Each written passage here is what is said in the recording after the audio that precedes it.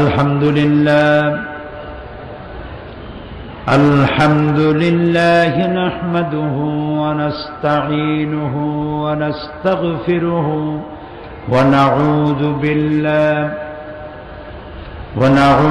بالله من شرور أنفسنا ومن سيئات أعمالنا من يهد الله فلا مضل له ومن يضلل فلا هادي له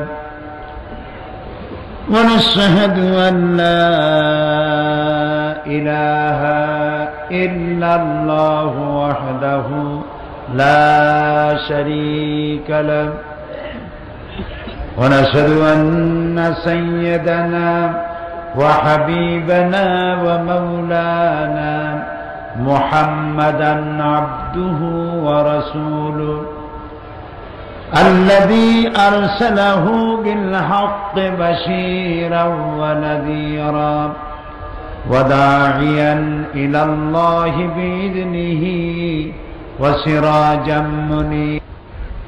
চট্টগ্রাম ইসলামী সমাজ কল্যাণ পরিষদ কর্তৃক আয়োজিত ঐতিহাসিক 5 দিন ব্যাপী তাফসীরুল কোরআন মাহফিলের 27তম বার্ষিকী এর তৃতীয় দিবসে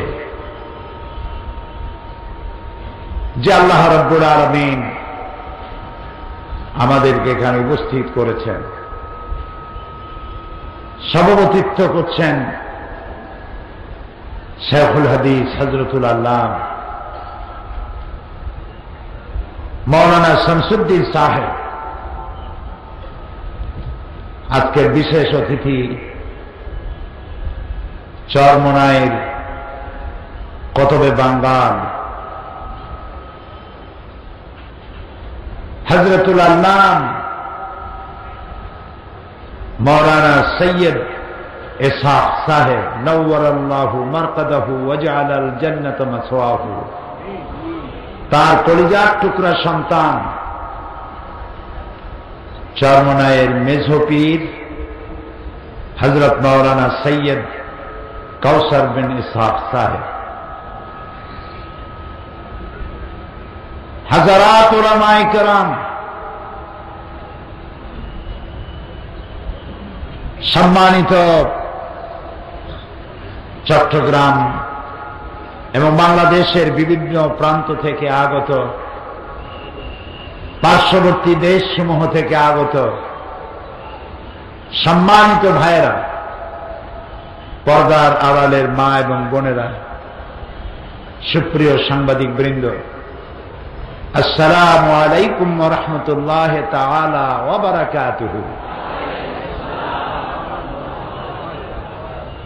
আমরা আল্লাহ সুবহানাহু ওয়া তাআলার দরবারে লাখো কোটি শুকর আদায় করি যে মহান আল্লাহ তাবারক ওয়া তাআলা আমাদেরকে আজ কোরআনে কারীমের মাহফিলে শরীক হওয়ার তৌফিক এনায়েত করেছেন।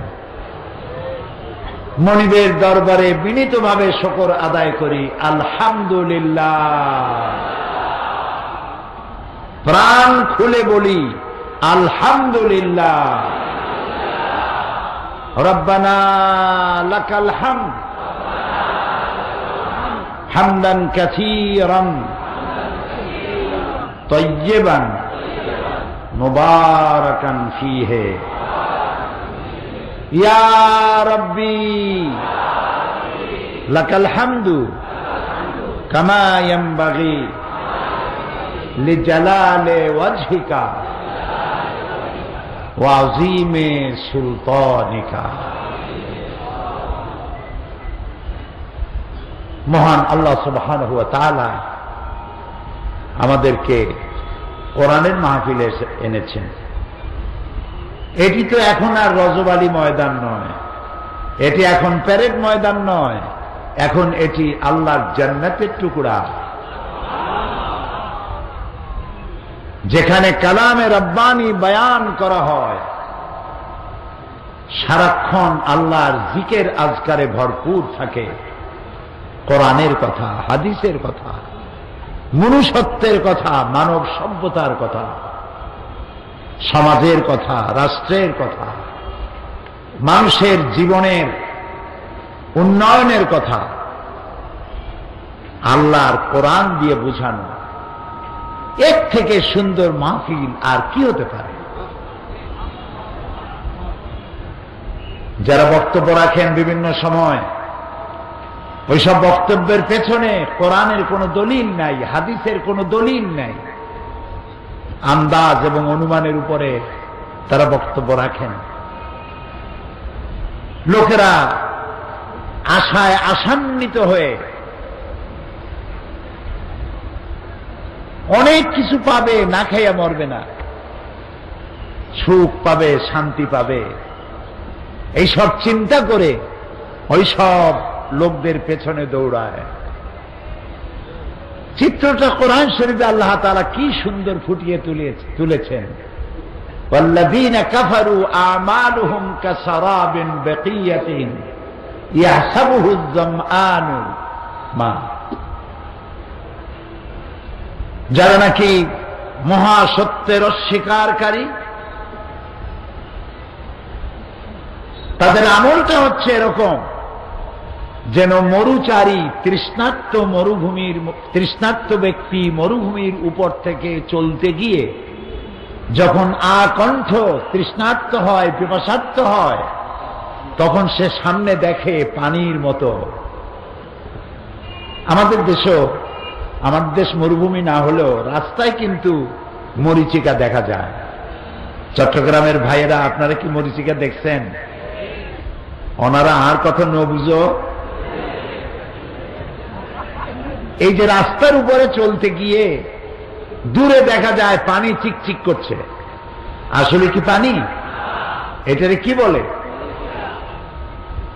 আল্লাহ রাব্বুল আলামিন বলেন, তৃষ্ণার্ত মানুষগুলি মরুভূমির ভিতরে চলতে গিয়ে যেটাকে পানি মনে করেছিল, হাত্তা ইদা জাআহু লাম ইয়াজিদুহু শাইআ, যেটাকে পানি মনে করেছিল যখন কাছে এলো দেখতে পেল বালু আর বালু, মরুভূমি আর মরুভূমি, পানির অস্তিত্ব নাই।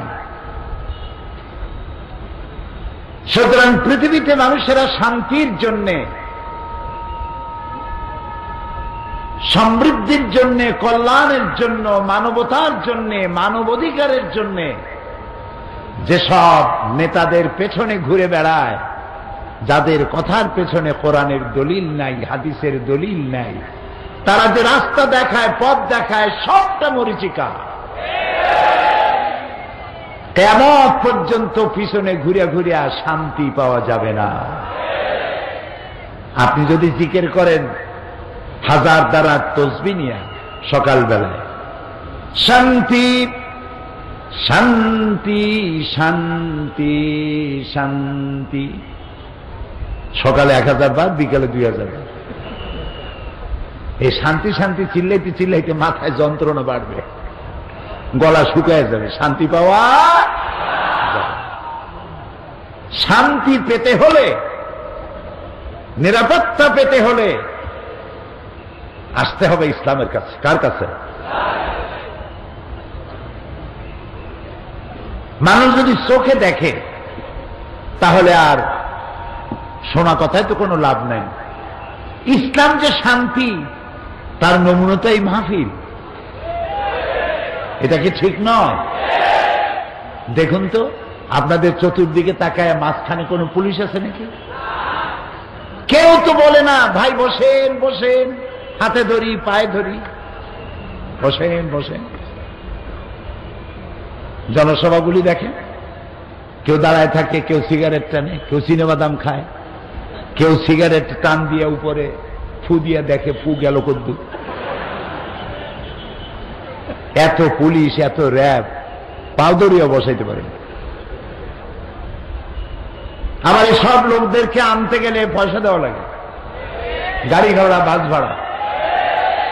আল্লাহর কসম করে বলুন, আপনাদের গাড়ি ভাড়া দেওয়া হয়েছে? রিক্সা ভাড়া, বাস ভাড়া, মাহফিলের পরে বদ্দার হাটের গরুর গোশত দিয়া বুনা করিয়া খাওয়ানো হবে, লোট্টা ফিশ খাওয়ানো হবে? এর কোন সম্ভাবনা আছে? লোট্টা ফিশ, লাটকা মাছ, বদ্দার হাটের গরুর গোশত তো ভালো, একটা চকলেটও দেব না। পকেটের পয়সা খরচ করিয়া মানুষেরা এসে কিভাবে বসে আছে দেখেন তো তাকাইয়া। সুবহানাল্লাহ করতে ইচ্ছে করে না? এর নাম শান্তি, এর নাম ইসলাম।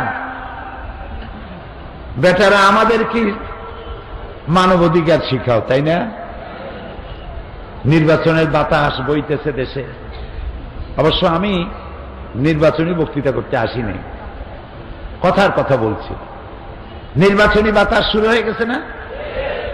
বসন্তের পাখিরা উড়ে আসতেছে ইউরোপ থেকে, আমেরিকা থেকে, আমাদেরকে নসিহত খয়রাত করে।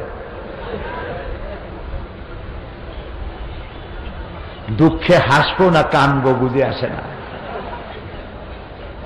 ইরাকের মতো একটা শান্তিপূর্ণ স্বাধীন দেশকে ভাঙ্গিয়া চুরিয়া গণতন্ত্রের কুলখাড়ি আর 40-এ পড়িয়া আমাদের গণতন্ত্র শিখাও।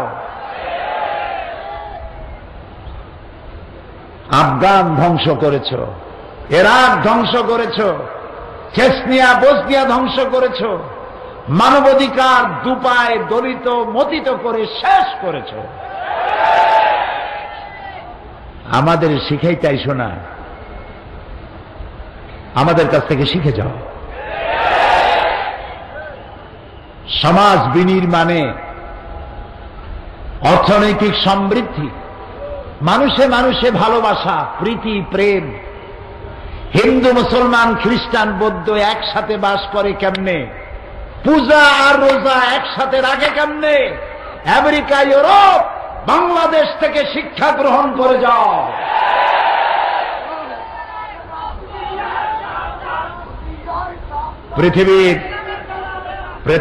পৃথিবীর শ্রেষ্ঠ জীবন ব্যবস্থার নাম ইসলাম। লাকাল হামদু বিল ঈমান, পড়েন, লাকাল হামদু বিল ঈমান, ওয়ালাকাল হামদু বিল কুরআন, ওয়ালাকাল হামদু বিল ইসলাম। আমার মনিব, আমার রব, আমরা সেজদায় মাথা নত করি, তুমি আমাদের মুসলমান বানাইছো। তোমার দরবারে লাখো কোটি সুজুদ, কোরআনের মতো কিতাব দিয়েছো। তোমার দরবারে বিনীতভাবে মাটিতে কপাল ঘষি সেজদা দেই তোমারে। মুহাম্মদ সাল্লাল্লাহু আলাইহি সাল্লামের মতো একজন মহানবী দয়া করে তুমি আমাদের দিয়েছ। আমি ধন্য, আমার জাতি ধন্য, আমার দেশ ধন্য, গোটা বিশ্ব ধন্য। ইসলাম যদি পৃথিবীতে না আসতো,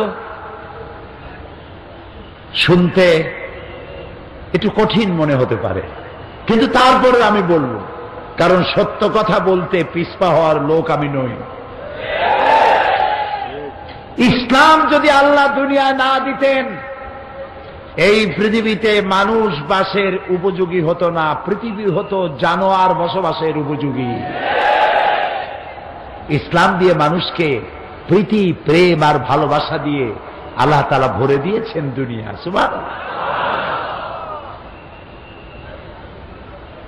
এই পৃথিবীকে আল্লাহ সাজাইছেন, মানুষ আসার আগেই মানুষের বসবাসের উপযোগী করে এই দুনিয়া আল্লাহ তৈরি করেছেন। গাছপালা, নদ নদী, এটা নয় যে মানুষ আসার পরে আল্লাহ গাছ লাগাইছে, তারপরে নদী বানাইছেন, তারপরে পাহাড়। না, মানুষ পাঠাবার আগেই মানুষের বসবাসের উপযোগী করে আল্লাহ তাআলা এই পৃথিবী সুন্দর করে সাজিয়ে গুছিয়ে রেখেছেন। পাহাড় দিয়ে, পর্বত দিয়ে, নদ দিয়ে, নদী দিয়ে, সমুদ্র দিয়ে, মহাসমুদ্র দিয়ে, মরুভূমি দিয়ে, সব দিয়ে সাজিয়েছেন। হয়তো কোনোটা বুঝি, এর কারণ কি, হয়তো কোনোটা বুঝি না। আল্লাহ তাআলা বলেন, ইন্না ফি খালকিস সামাওয়াতি ওয়াল আরদি ওয়া ইখতিলাফিল লাইলি ওয়ান নাহার লাআয়াতিন লিউলিল আলবাব। নিশ্চয়ই আকাশ এবং জমিনের সৃষ্টির ব্যাপারে, রাত এবং দিনের পরিবর্তনের ব্যাপারে রয়েছে আমার অসংখ্য নিদর্শন। কাদের জন্য? যারা বুদ্ধিমান, যারা জ্ঞানী। জ্ঞানী কারা? এর ব্যাখ্যা আসতেছে কোরআনের আর এক আয়াতে। কোরআনের ব্যাখ্যা কোরআন নিজেই। সুবহানাল্লাহ। কোরআনের ব্যাখ্যা কোরআন নিজেই। আল্লাহ তাআলা বলছেন যারা জ্ঞানবান তাদের জন্য নিদর্শন। এখন জ্ঞানী কারা? বুদ্ধি কাদের আছে? বুদ্ধিমান কারা? আমাদের মতো আন্দাজে চিন্তা করলে হবে না। আমরা মনে করি বুদ্ধিজীবী হলো ওরা 5-6 মাস চুল টুল কাটে নাই, মোস্টস বাইয়া পড়ছে, পাটের একটা দড়ি, লম্বা ব্যাগ কান্দে ঝুলানো, কানাফাড়া জামা মাটি দিয়ে টানতে টানতে আনে। একটা বুদ্ধিজীবী বুদ্ধিজীবী ভাব, মাথায় চুল টুল নাই, মনে হয় যেন কোন প্লেন ছাড়াই শূন্য ইন্টারন্যাশনাল এয়ারপোর্ট। এরা আসল বুদ্ধিজীবী নয়। বুদ্ধিজীবীর সংজ্ঞা পরবর্তী আয়াতে আল্লাহ দিচ্ছেন। উলুল আলবাব কারা?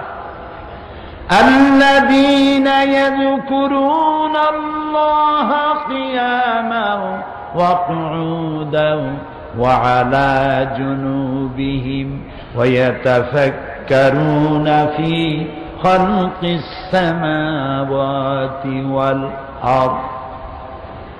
ওরাই হলো বুদ্ধিমান,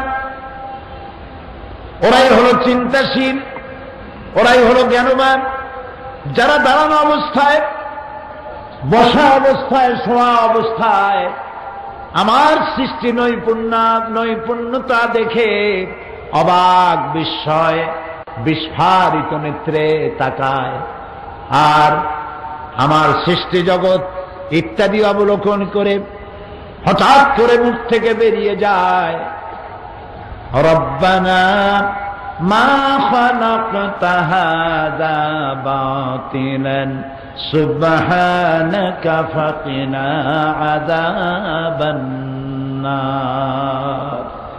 রব্বানা মা খালাকতা হাযা বাতিলা, ও আমার রব, পৃথিবীতে যা দেখতে পাচ্ছি আর দেখতে পাচ্ছি না, এর কোনটাই তুমি খেল তামাশার বিষয়বস্তু করে তৈরি করনি, সব তুমি মানবতার কল্যাণে তৈরি করেছ। বিজ্ঞানীরা বলেছেন হিমালয়ের অত্যুচ্চ শিখর থেকে শুরু করে মহাকাশের মহাশূন্যে যা কিছু আছে সেখান থেকে শুরু করে মহাসাগরের অতল তলদেশ পর্যন্ত যেখানে যা কিছু দেখি আর দেখি না, সব মানব সেবায় নিয়োজিত, মানবের কল্যাণে নিয়োজিত। সুবহানাকা, আল্লাহ তোমার প্রশংসা করি। ফাকিনা আযাবান নার, আল্লাহ তুমি আমার জাহান্নামের আগুন থেকে আমাকে তুমি রক্ষা করো। আমি যেন না শকর না হই, আমি যেন তোমার কৃতজ্ঞতা স্বীকারকারী বান্দায় পরিণত হয়ে যাই। বলি আল্লাহুম্মা আজিরনা মিনান নার, আল্লাহুম্মা আজিরনা মিনান নার, আল্লাহুম্মা আজিরনা মিনান নার। আল্লাহ তাআলা দয়া করে বিশ্ব সৃষ্টি করেছেন এবং এই বিশ্বকে সাজিয়েছেন মানব গোষ্ঠী দিয়ে। সেই মানব গোষ্ঠী যেন পৃথিবীতে শান্তিতে থাকতে পারে। প্রিয় ভাই সব, মুসলমান মানে গরিব, মুসলমান মানে তার বাড়ি থাকতে নাই, গাড়ি থাকতে নাই। মুসলমান মানে হলো ছেঁড়া জামা, গামছা, ছেঁড়া লুঙ্গি, বউর ভালো শাড়ি থাকার দরকার নাই, ঘরের চাল দিয়া পানি পড়বে, থাকার জায়গা নাই, হোমলেস, স্টেটলেস। আল্লাহ কি এরকম চান? না। আল্লাহ রাব্বুল আলামিন মুসলমানদেরকে দোয়া শিখিয়েছেন। আমার কাছে দোয়া করো, রব্বানা আতিনা ফিদ দুনিয়া হাসানাতাও ওয়া ফিল আখিরাতি হাসানা। জানেন না? পড়েন, রব্বানা আতিনা ফিদ দুনিয়া হাসানাতাও ওয়া ফিল আখিরাতি হাসানা ওয়া কিনা আযাবান নার। আয় আমার রব, হে আমার প্রভু, আমাকে দুনিয়ায় সুখ শান্তি দাও, শান্তি দাও, সুখ দাও, সমৃদ্ধি দাও, এবং আখিরাতেও আমাকে সুখ আর শান্তি থেকে বঞ্চিত করো না, জাহান্নামের কঠিন শাস্তি থেকে আমাকে রক্ষা করো।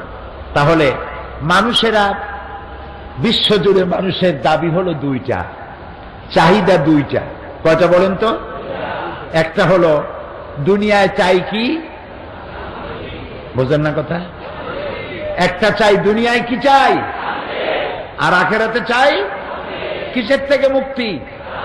জাহান্নাম থেকে মুক্তি। এই দুইটা জিনিস যদি পাইয়া যায়, আর কিছু দরকার আছে?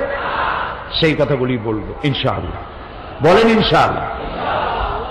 আমি আলোচনা করতেছিলাম আপনাদের সামনে ইসলামের সৌন্দর্য, ইসলাম সম্পর্কে আলোচনা, কোরআন থেকে সূরা আলে ইমরান। কত নম্বর আয়াত? 19 আর 20। আল্লাহ রাব্বুল আলামিন বলেন, ইন্নাদ-দীনা ইনদাল্লাহিল ইসলাম ওয়া মাখতালাফাল্লাযীনা উতুল কিতাবা ইল্লা মিন বা'দি মা জাআহুমুল ইলমু বাগিয়ান বাইনাহুম ওয়া মান ইয়াকফুর বিআয়াতিল্লাহি ফাইন্নাল্লাহা সারিউল হিসাব। ইন্নাদ-দীনা ইনদাল্লাহিল ইসলাম। আমার কাছে মানুষের আদর্শ হিসেবে, জীবন বিধান হিসেবে একমাত্র পছন্দনীয় হচ্ছে যে জীবন ব্যবস্থা, সেটার নাম হলো ইসলাম। আপনারা জানেন, মানবতার কল্যাণের জন্যে, মানবতার সুখ এবং শান্তির জন্যে তৈরি হয়েছিল সোশ্যালিজম, ক্যাপিটালিজম, কমিউনিজম। সব মতবাদ তার নিজের দেশেই ব্যর্থতার গ্লানি নিয়ে আত্মহত্যা করেছে। বাকি রইল ইসলাম। বাকি রইল কি? সেই ইসলামের দিকে যেন মানুষেরা আসতে না পারে, তার জন্য শুরু হলো ইসলামকে গালি দেওয়া। ইসলাম মানে মৌলবাদ, ইসলাম হলো ফান্ডামেন্টালিজম, ইসলাম হচ্ছে প্রতিক্রিয়াশীল, ইসলাম ধর্মান্ধ, ইসলাম সন্ত্রাসী, ইসলাম হচ্ছে অসহিষ্ণু জাতি, অগণতান্ত্রিক ধর্মান্ধ জাতি। নাউযুবিল্লাহ। এই পৃথিবীকে সুন্দর করে সাজিয়েছি আমরা, এই মুসলমানেরা, ঠিক না? এই মুসলমানেরা আমরা সাজাইছি পৃথিবী, সুখ দিয়েছি, শান্তি দিয়েছি। কে দিয়েছেন? আল্লাহ। দেখুন না, মানুষে মানুষে কত ভেদাভেদ ছিল। একটি মানুষ কালো, আরেকটি মানুষ সাদা। যেহেতু লোকটি কালো, তাই ওর কোনো দাম নাই, ওর কোনো মূল্য নাই। আমি আমার জীবনের প্রথম যে বছর আমেরিকা গেলাম, সেই বছর আমেরিকার পত্রিকায় দেখলাম এক ট্রাক ড্রাইভার একটা কালো মানুষকে গাড়ির নিচে পিষে দিয়েছে রাস্তার উপরে। সে গ্রেফতার হলো। তাকে যখন প্রশ্ন করা হলো যে তুমি এই মানুষটাকে ইচ্ছে করে মারলে না অনিচ্ছায়, সে বলল যে আমি বুঝতে পারি নাই, আমার কাছে মনে হয়েছে দূরে যেন একটা কালো টায়ার পড়েছিল। ওইটারে সে মানুষ মনে করেনি, গাড়ির কালো টায়ার মনে করেছে। এটি একটি উপহাস। মানুষ বেচা কিনা হতো, আর এই মানুষগুলি বেচা কিনা হয়ে মানুষের গোলাম হতো। সাদা মানুষেরা কালো মানুষগুলি মহিলাদেরকে কাজের মেয়ে হিসেবে রেখে তাদেরকে অবৈধভাবে গর্ভবতী করত। পেটে সন্তান যখন বড় হতো তখন বন্ধু বান্ধবদের দাওয়াত দিয়ে ড্রয়িং রুমে বাড়িওয়ালা সেই গর্ভবতী দাসীকে ডাকত। দাসীকে চিৎ করে উলঙ্গ করে শোয়াইয়া তার পেটটাকে ছিঁড়ে ফেলা হতো। পেটের মধ্য থেকে বাচ্চা টেনে বের করা হতো। বাচ্চা ছটফট করে মরত, মা ছটফট করে মরত। এই দৃশ্য দেখে পৈশাচিক অট্টহাসিতে বন্ধু বান্ধব নিয়ে বাড়ির মালিক অট্টহাসিতে ফেটে পড়ত। মানবতার এত বড় অবমাননা ছিল এই পৃথিবীতে। এই সেদিনও নেলসন ম্যান্ডেলা সাদা এবং কালো মানুষের ব্যবধান দূর করার জন্য জীবনের 26টি বছর কারারুদ্ধ ছিলেন। সাদা কালো মানুষের ব্যবধান তিনিও দূর করতে পারেন নাই। সাদা কালো মানুষের ব্যবধান, ধনী গরিবের ব্যবধান, নারী আর পুরুষের আকাশচুম্বী পার্থক্য, এসব কিছু দূরীভূত করে দিয়ে ধনী আর গরিবকে এক প্ল্যাটফর্মে, সাদা আর কালো মানুষকে এক প্ল্যাটফর্মে এনে দাঁড় করিয়েছে ইসলাম। এবং এই পথ দেখিয়েছেন বিশ্বনবী মুহাম্মদুর রাসূলুল্লাহ সাল্লাল্লাহু আলাইহি ওয়াসাল্লাম। মানুষ দুটি ভাগে বিভক্ত হোক, একদল গরিব আর একদল ধনী, এটা ইসলাম চায় না। এটা ইসলাম চায় না। আমি ইসলামের সৌন্দর্য গত 2 দিন বলেছি, আজও বলবো। কিয়ামত পর্যন্ত যদি ইসলামের সৌন্দর্য যদি বলতে থাকি, আমি তো ছোট্ট মানুষ, ইলম কালাম খুবই কম, আমার থেকে যারা বেশি জানেন কিয়ামত পর্যন্ত বলতে থাকবেন, ইসলামের সৌন্দর্যের কথা বলে শেষ করা যাবে না। কারণ ইসলাম কার বানানো? বলতে হবে সবাইকে, কার বানানো? আল্লাহ তাআলা এটাকে তৈরি করেছেন, তিনি নিজে ব্যবস্থা দিয়েছেন। ওই ব্যবস্থার বাইরে কোনো সুন্দর ব্যবস্থা হইতে পারে না।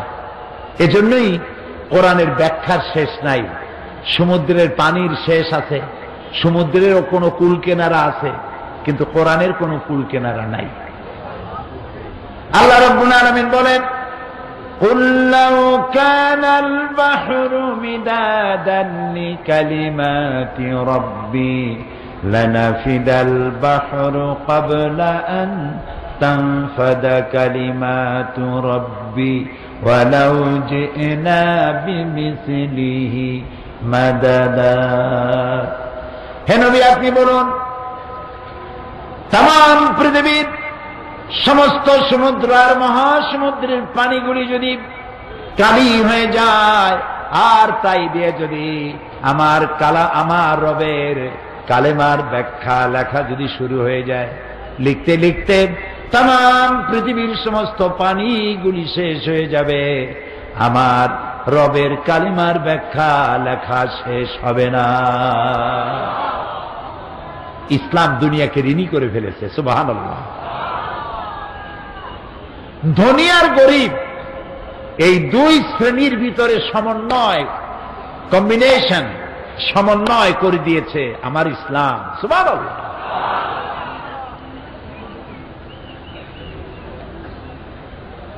কারণ হচ্ছে কাদাল ফাকরু আন ইয়াকুনা কুফরা। নবী করিম সাল্লাল্লাহু আলাইহি ওয়াসাল্লাম বলেছেন, দারিদ্র মানুষকে কুফরের দিকে ঠেলে দেয়। যে ব্যক্তি ক্ষুধার্ত, তৃষ্ণার্ত, বস্ত্রহীন, তার কাছে পূর্ণিমার চাঁদ ঝলসানো রুটির মতোই মনে হয়। তার কাছে ধর্ম হয় টাকা, তার কাছে ধর্ম হয় রুটি, তার কাছে ধর্ম হয় ভাত, তার অন্য কোনো ধর্ম থাকে না। এই কথা আল্লাহর চাইতে কেউ ভালো বোঝে না। এই জন্যে আল্লাহ তাআলা সিস্টেমটা দেখুন কি সুন্দর। এই যে কোরআন, এটা কি দেখেন, শুরুতে আল্লাহ কি বলছেন, একদম শুরু আল্লাহ রাব্বুল আলামিন বলেন, আলিফ লাম মিম যালিকাল কিতাবু লা রাইবা ফীহি হুদাল লিল মুত্তাকিন আল্লাযীনা ইউমিনুনা বিল গায়বি ওয়া ইউকিমুনাস সালাতা ওয়া মিম্মা রাযাকনাহুম ইউনফিকুন। আলিফ লাম মিম। সুবহানাল্লাহ, সুবহানাল্লাহ। সারা পৃথিবীর সমস্ত মানুষের জবানে আল্লাহ তাআলা লাগাই দিয়েছেন। যদি সক্ষম হও বলো আলিফ লাম মিম অর্থ কি? পারবে বলতে কেউ? আলিফ লাম মিম, ইয়াসিন, তাহা, আইন, সিন, কাফ, নুন। সুবহানাল্লাহ। সারা দুনিয়া একত্রিত হবে, বুঝতে পারবে না যে আল্লাহ কি বলতে চাচ্ছেন এখানে। আল্লাহু আ'লামু বিল-মুরাদ। আল্লাহ খুব ভালো জানেন এর অর্থ কি। কিন্তু আমরা যে আলিফ লাম মিম বললাম, শুধু কি 10টা নেকি হইল? আলিফ হারফুন, লাম হারফুন, মিম হারফুন। আমার নবীজি বলেন, যখনই কেউ পড়বে আলিফ লাম মিম, 10টি নেকি লেখা হবে না। যে ব্যক্তি পড়লো আর শুনলো, আল্লাহ রাব্বুল আলামিন সঙ্গে সঙ্গে 30টি নেকি আমলনামায় লিখে দিবে। যালিকাল কিতাব, এটা হচ্ছে সেই কিতাব যার মধ্যে কোনো সন্দেহ নাই। লা রাইবা ফীহি, কোনো সন্দেহ নাই। কে বলতেছেন? জোরে বলে। কোনো সন্দেহ নাই। এবার বলেন তো, এই পৃথিবীতে কত লেখক বই লিখলো? অসংখ্য বই লিখেছে। কোন বাপের বেটা আছে পৃথিবীতে যিনি বলতে পারবেন আমি একখান বই লিখছি যে বইয়ের মধ্যে কোনো ভুল নাই? আছে?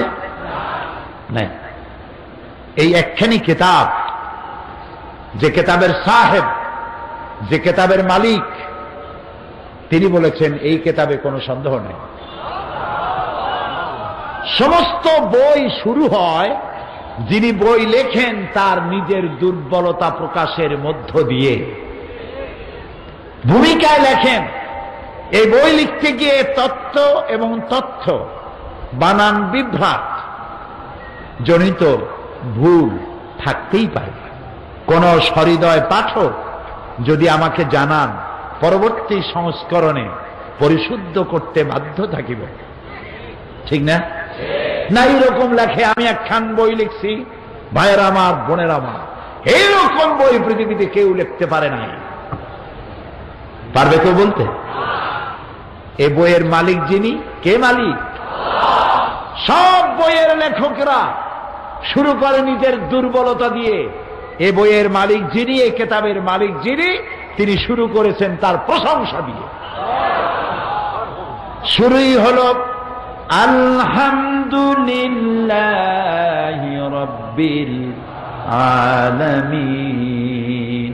প্রাণ খুলে পড়েন আলহামদুলিল্লাহি রাব্বিল আলামিন। সমস্ত প্রশংসা রব্বুল আলামিনের জন্য, যিনি নাজিল করেছেন। প্রশংসা সবটা তার জন্য রিজার্ভ।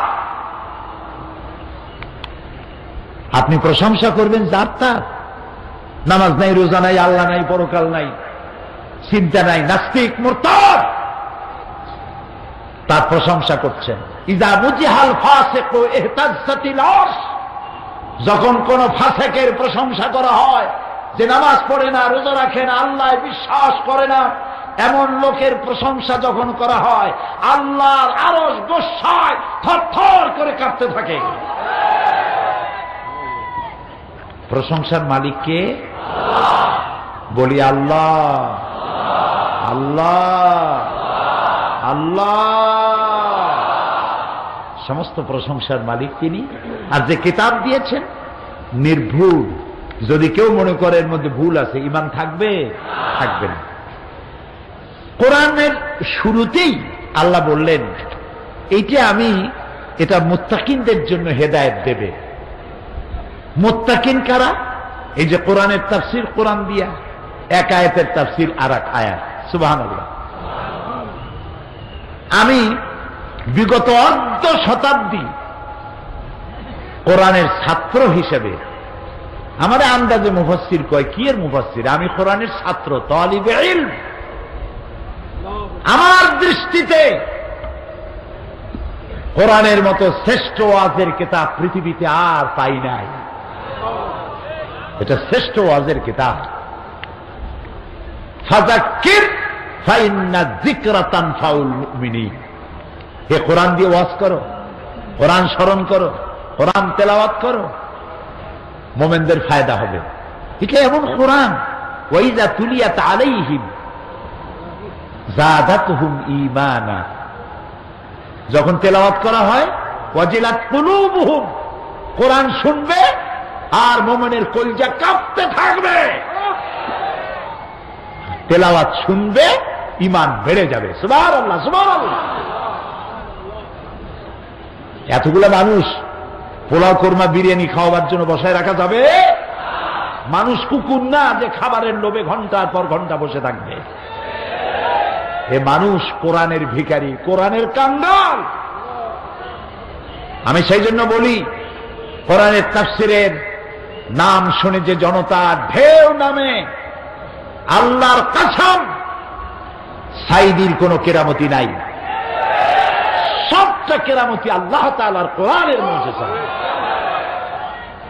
কোরআন, কোরআন। আল্লাহ তাআলা এই কোরআনের ভালোবাসা দিয়ে আমাদের কলিজা ভরে দিও। এই কোরআনের নূর দিয়ে আমাদের কবরের অন্ধকার দূর করে দিও। কিয়ামতের দিন এই কোরআন আমাদের জন্য শাফি বানায় দিও। আল্লাহ তাআলা বলছেন, দেখো এটা মুত্তাকিনদের জন্য হেদায়েত দেবে। মুত্তাকি কারা? আল্লাযীনা ইউমিনুনা বিল গায়ব, যারা অদৃশ্যকে বিশ্বাস করেছে, ঈমান এনেছে। ওয়া ইউকিমুনাস সালাত, আর যারা নামাজ কায়েম করেছে। ওয়া মিম্মা রাযাকনাহুম ইউনফিকুন, আর তাকে যে আমি রিজিক দিয়েছি ওই রিজিক থেকে সে খরচ করবে, যার নাই তারে দেবে। সুবহানাল্লাহ। কোরআনের শুরুতেই আল্লাহ গরিব মানুষের কথা স্মরণ করলেন, দরিদ্র মানুষের প্রতি এহসান করলেন। তুমি একা খাইও না, ওদেরকেও দিও। কোরআনে কারীমের মধ্যে আল্লাহ তাআলা যত জায়গায় বলেছেন আকিমুস সালাত, সম্ভবত তত জায়গায় বলেছেন ওয়াতুজ যাকাত। কারণটা কি? কারণটা হলো, আপনি নামাজের ফজিলত বয়ান করেছেন হৃদয়গ্রাহী করে, কোরআন এবং হাদিস দিয়ে।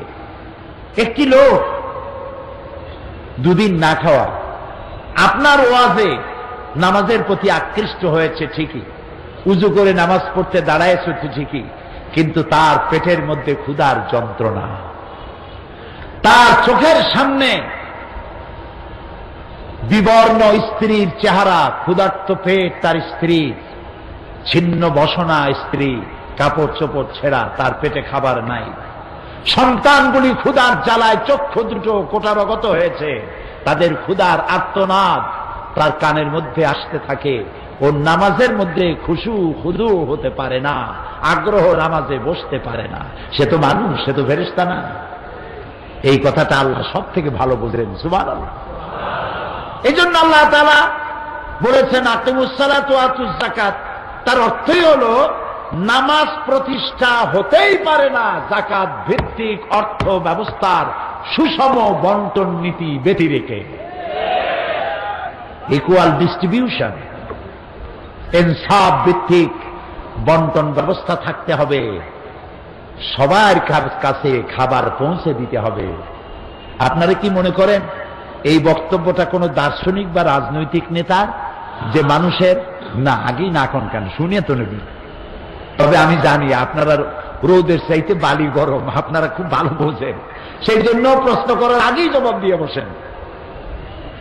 ভালো, এটা উন্নত কোয়ালিটি, আলহামদুলিল্লাহ। মানুষের পেটের ক্ষুধার কথা আল্লাহ তাআলা খুব ভালো বুঝেন। নবী করিম সাল্লাল্লাহু আলাইহি ওয়াসাল্লাম ভালো বুঝেন। সেই জন্য নামাজ প্রতিষ্ঠার সাথে সাথে যাকাতের কথা বলা হয়েছে, যাতে করে মানুষের কাছে খাবারটা দুয়ারে দুয়ারে পৌঁছে যায়, প্রত্যেকের জন্য খাবারটা পায়।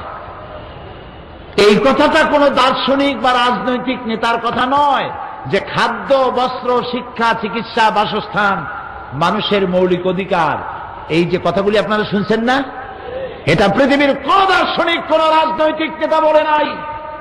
এই কথা পৃথিবীর বুকে সর্বপ্রথম বলেছেন বিশ্বনবী রাহমাতুল লিল আলামিন জনাবে মুহাম্মদ রাসূলুল্লাহ সাল্লাল্লাহু আলাইহি ওয়াসাল্লাম। তিনি সর্বপ্রথম এই কথা বলেছেন দুনিয়ার মানুষের সামনে।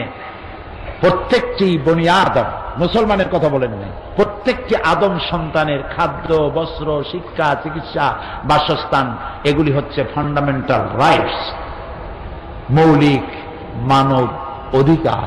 এই অধিকার তাকে দিতে হবে, প্রত্যেককেই দিতে হবে।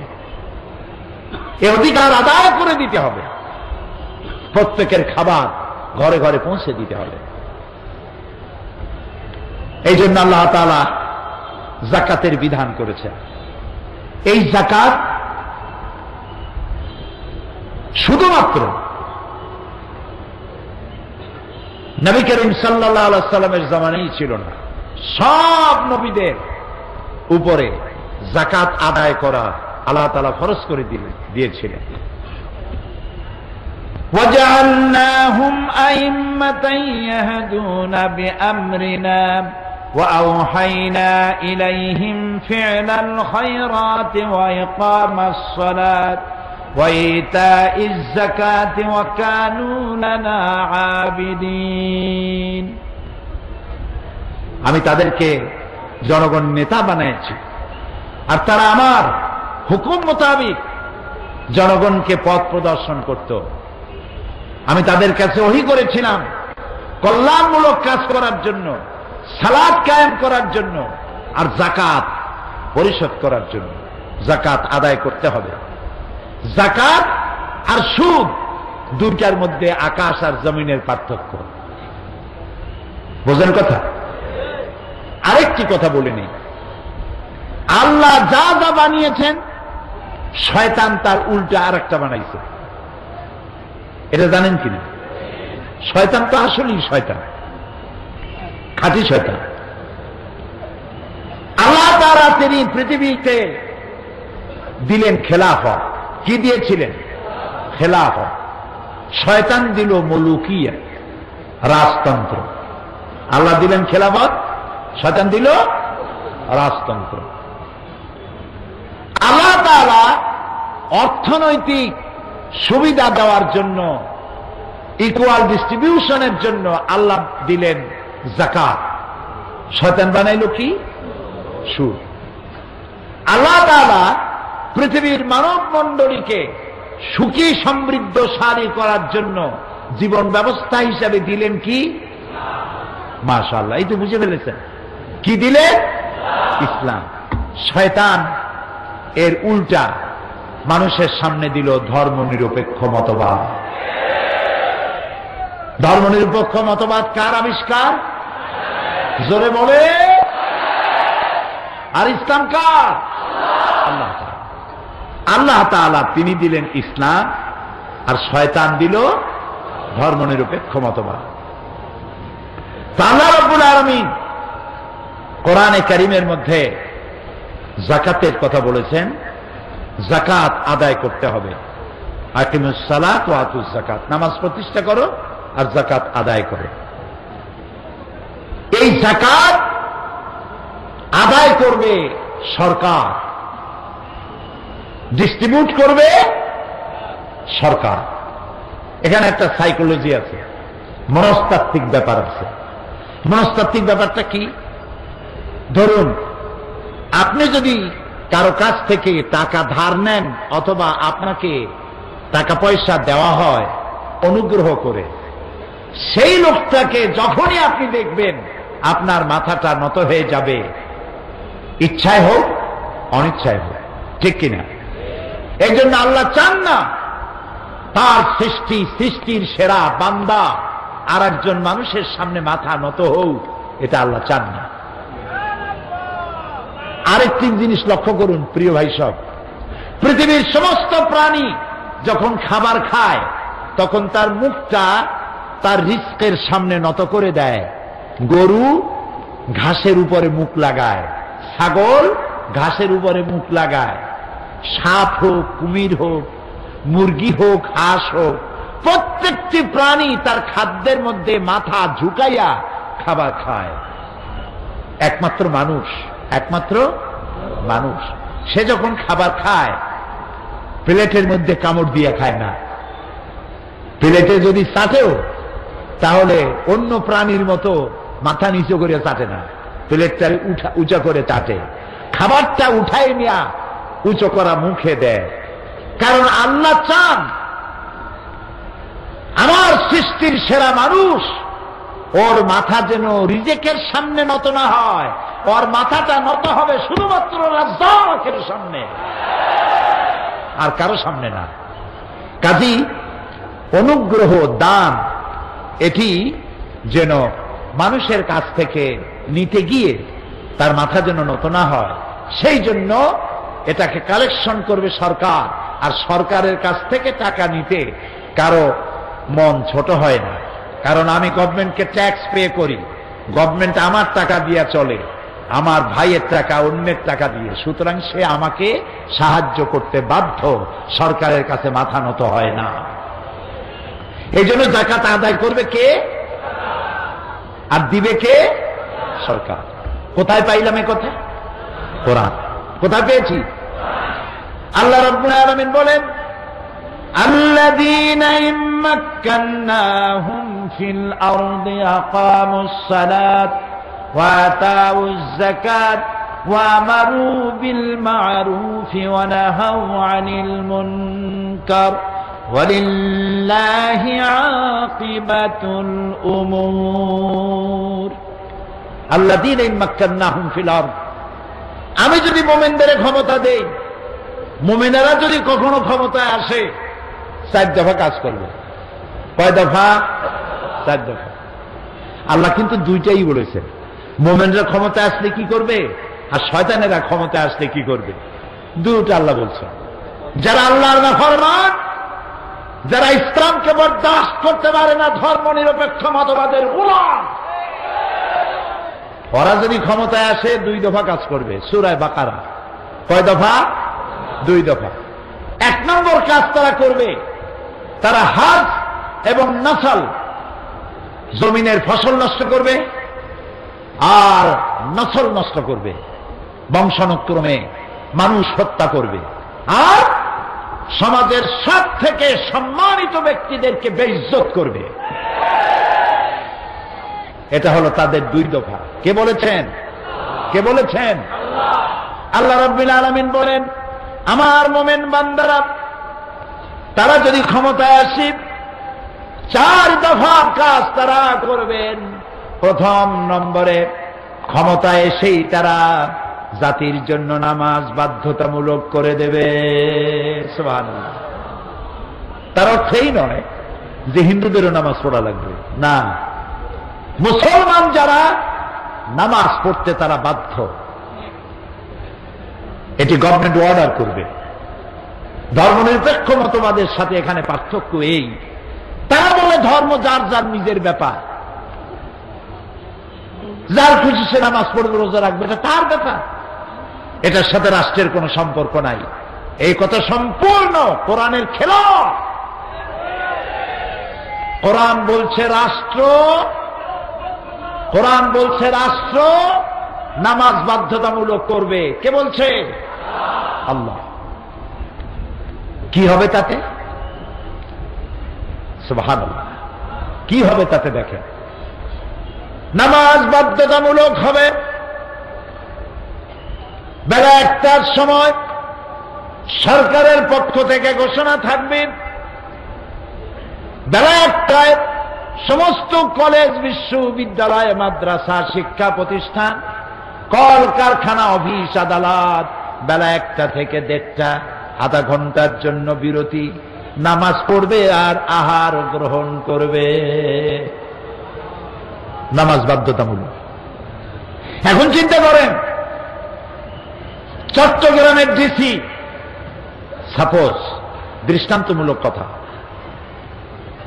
আযান হয়ে গেছে, অফিসিয়াল কাজ স্টপ, বন্ধ করে দেবেন। উনি ওনার অফিসারদের নিয়ে মসজিদে গমন করবেন, ইমামতি করবেন ডিসি সাহেব নিজে। এসপি সাহেব তার অফিস বন্ধ করে দিয়ে পুলিশদের নিয়ে জামাতে ইমামতি করবেন। র্যাবের প্রধান বেলা 1টার সময় তার সমস্ত বাহিনী নিয়ে যিনি যেখানে অফিসার তিনি ইমামতি করবেন। থানায় দারোগা ইমামতি করবেন, এমপি তার এলাকার লোকদের ইমামতি করবেন, মন্ত্রী তার অফিস বন্ধ করে তার সচিবদের নিয়ে, তার জয়েন্ট সেক্রেটারি, এডিশনাল সেক্রেটারি সবাই নিয়ে নামাজের ইমামতি তিনি করবেন। বিশ্ববিদ্যালয়ের ভাইস চ্যান্সেলর তিনি বিশ্ববিদ্যালয় বন্ধ করে দিয়ে ছাত্র ছাত্রী, শিক্ষক শিক্ষয়িত্রীদের ইমামতি করবেন। সময় কতটুকু? আধা ঘন্টা। নামাজ পড়ে খান, খাইয়ে আবার চেয়ারে গিয়ে বসেন।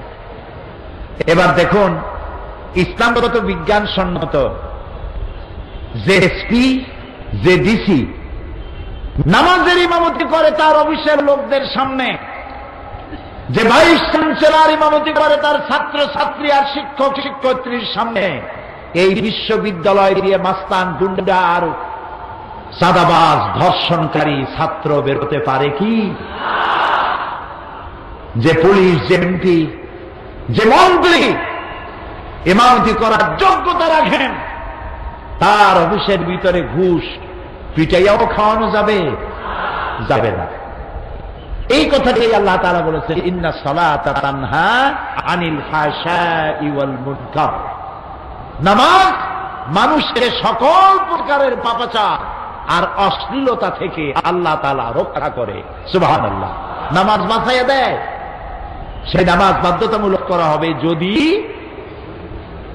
মোমেন ব্যক্তিরা কখনো হাতে পায়, 1 নম্বর কাজ। আর নামাজ হচ্ছে জীবনের কাঠি, জীবনের বেঁচে থাকা, মুসলমান হওয়া একমাত্র মাপকাঠি। নামাজ নাই, তার কাছে মুসলমান বলে দাবি করার কোনো হক নাই। কিয়ামতে সর্বপ্রথম প্রশ্ন হবে নামাজ। এই নামাজ দিয়েই সমাজ গড়া হয়।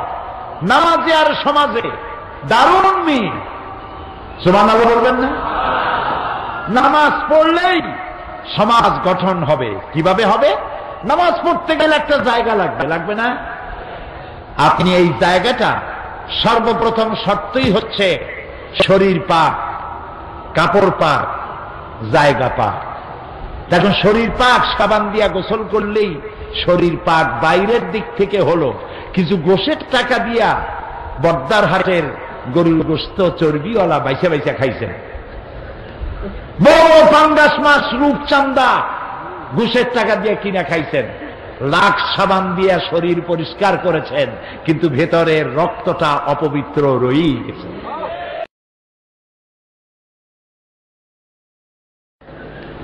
বড় বড় পাঙ্গাস মাছ, রূপচান্দা ঘুষের টাকা দিয়ে কিনা খাইছেন, লাখ সাবান দিয়া শরীর পরিষ্কার করেছেন, কিন্তু ভেতরের রক্তটা অপবিত্র রয়েই গেছে। জামা গায়ে দিয়েছেন ফ্রেশ, পরিষ্কার পরিচ্ছন্ন, তারপরে স্প্রে করেছেন আতর, হাজারে আসওয়াদে যে আতর লাগানো হয় সেইটা মাখছেন, কিন্তু জামাটা কিনেছেন ঘুষের টাকা দিয়ে, হারাম পয়সা দিয়ে। জামা পাক হয়েছে উপর থেকে, ভেতরটা না পাক রয়েই গেছে। এরপরে জায়গাটা পাক হতে হবে। নামাজের জন্য আপনি জবরদখল করেছেন, রেলওয়ের জায়গা নিয়েছেন, পিডব্লিউডির জায়গা নিছেন, সরকারের জায়গা নিছেন, এতিমের জায়গা দখল করার জন্য মসজিদ বানাইছেন। মসজিদ হয় নাই, ঘর হইছে, মসজিদ হয় নাই, জায়গা পাক হয় নাই। নামাজ আর সমাজে কত মিল দেখছেন? সুবহানাল্লাহ বলবেন না? নামাজ দিয়ে সমাজ গঠন করা হয়। রাসূলুল্লাহ এই নামাজ কায়েম করেছিলেন সমাজে। আমার নামাজের ওয়াজ করার আজকের উদ্দেশ্য নয়। মোমেন ব্যক্তিরা ক্ষমতায় এলে কয় দফা কাজ করবে? 1 নম্বরে কি? 2 নম্বরে যাকাত। যাকাত আদায় করবে। এই যাকাত সরকার আদায় করবে, সরকার বিতরণ করবে। যেহেতু এখন ইসলামী সরকার নাই, সেহেতু জনগণ নিজেরা যাকাত দেয়। কিভাবে দেয়? যাকাতে শাড়ি আর লুঙ্গি কেনে, আর খবর দেয় আমার বাড়িতে যাকাত বিতরণ হবে, আপনারা নিতে আসবেন। এটি একটি এক্সিবিউশন। শত শত মানুষ, গরিব মানুষ যাকাতের শাড়ি আর লুঙ্গি নিতে এসে মানুষের পদপৃষ্ঠে বহু লোক মারা যায়। এমন ঘটনা বাংলাদেশে একাধিকবার ঘটেছে, ঠিক না? আপনার বাড়ি লোক যাকাত নিতে আসবে কেন? আপনার দায়িত্ব যাকাতের টাকা তার হকদারের বাড়ি পৌঁছে দেওয়ার দায়িত্ব আপনার। কারণ গরিব আপনার করুণার পাত্র নয়। ওয়াফি আমওয়ালিহিম হাক্কুল লিসাইলি ওয়াল মাহরুম। আল্লাহ রাব্বুল আলামিন বলেন, ধনীদের সম্পদের ভিতরে গরিবদের অধিকার রয়েছে। এ গরিব মানুষগুলি তোমার করুণার পাত্র নয়, ওদের অধিকার আদায় করে দাও। সেই যাকাতের টাকা শাড়ি আর লুঙ্গি নয়, মোস্ট আনসাইন্টিফিক রাসূলুল্লাহকে দিয়েছিলেন। এক ভিক্ষুক এলো, রাসূলের আদত মুবারক দেখেন। রাসূলুল্লাহর কাছে কেউ কোনো জিনিস চাইতে এলে তিনি কখনো না শব্দ জীবনেও বলেন নাই। সুবহানাল্লাহ, কইতে ইচ্ছা করে না? পকেটে হাত দিয়া যদি কিছু থাকতো দিতেন, না থাকলে বলতেন তুমি আবার এসো, দেব না, এই কথা কোনোদিন বলেন নাই। সুবহানাল্লাহ। এক ব্যক্তি এলো, হে রাসূল, আমি না খাওয়া, আমাকে আল্লাহর রাস্তায় খরচ দেন। রাসূলুল্লাহ ভিক্ষা দিছিলেন? জিজ্ঞেস করলেন তোমার আছে কি? লোকটা কি বলল? কি বলল? সকলেরই মনে আছে, কিন্তু কাজে লাগাই না। রাসূলুল্লাহ বললেন কম্বল আনো, কম্বল বিক্রি করো। বিক্রি হলো। বিক্রি করিয়া তারপরে সেই টাকা দিয়ে কি কিনলেন? কি কিনলেন? রাসূলুল্লাহ তার পবিত্র হাত দিয়া এই কুড়ালের মধ্যে হাতল লাগাই দিলেন, বললেন যাও জঙ্গলে যাও, কাঠ কাটো, বাজারে বিক্রি করো। আর জিন্দেগিতে মানুষের কাছে হাত পেত না। রাসূলের হাত লাগানো এই মহাবরকতে এই লোকটি জঙ্গলের কাঠ কেটে জীবিকা নির্বাহ করে বেশ কিছুকাল পরে রাসূলের খেদমতে এসে হাজির। বলছেন, ইয়া রাসূলুল্লাহ, আপনি কি আমাকে চিনতে পেরেছেন? আমি সেই ভিক্ষুক যাকে আপনার কাছে ভিক্ষা চাওয়া হয়েছিল, আর আপনি আমাকে কুড়াল দিয়েছিলেন। জঙ্গলে কাঠ কেটে কেটে বাজারে বিক্রি করে আমার সংসার যাত্রা নির্বাহ করে আমার কাছে এখন যাকাত দেওয়ার মতো অর্থ জমা হয়ে গেছে। এটা ইসলামের সৌন্দর্য। যাকাত এই সিস্টেম দিয়ে ইসলামের এটি লক্ষ্য নয় যে এক শ্রেণীর লোক চিরকাল এভাবে দিতে থাকবে, আর এক শ্রেণী চিরকাল হাত পেতে নিতে থাকবে। এটা ইসলামের উদ্দেশ্য এবং লক্ষ্য নয়। এবার যে যাকাত নিবে, আগামীবার যাতে আর যাকাত না নেওয়া লাগে। চট্টগ্রামে ধনী মানুষের সংখ্যাই বেশি, আলহামদুলিল্লাহ। যেমন সিলেট, আল্লাহর মেহেরবানি, অসংখ্য মানুষ ধনী সিলেটে, আলহামদুলিল্লাহ বলে। অন্তত 8 থেকে 10 লক্ষ সিলেটি লন্ডন, ইংল্যান্ডে তারা বসবাস করে, পয়সার অভাব নেই, আলহামদুলিল্লাহ। তারা একটা মসজিদ বানাইছে, ইস্ট লন্ডন মসজিদ। একটি মসজিদ বানাতে খরচ করেছে 9.35 মিলিয়ন পাউন্ড। বাংলাদেশি হিসেবে মসজিদটা নির্মাণে খরচ হয়েছে 130 কোটি টাকা।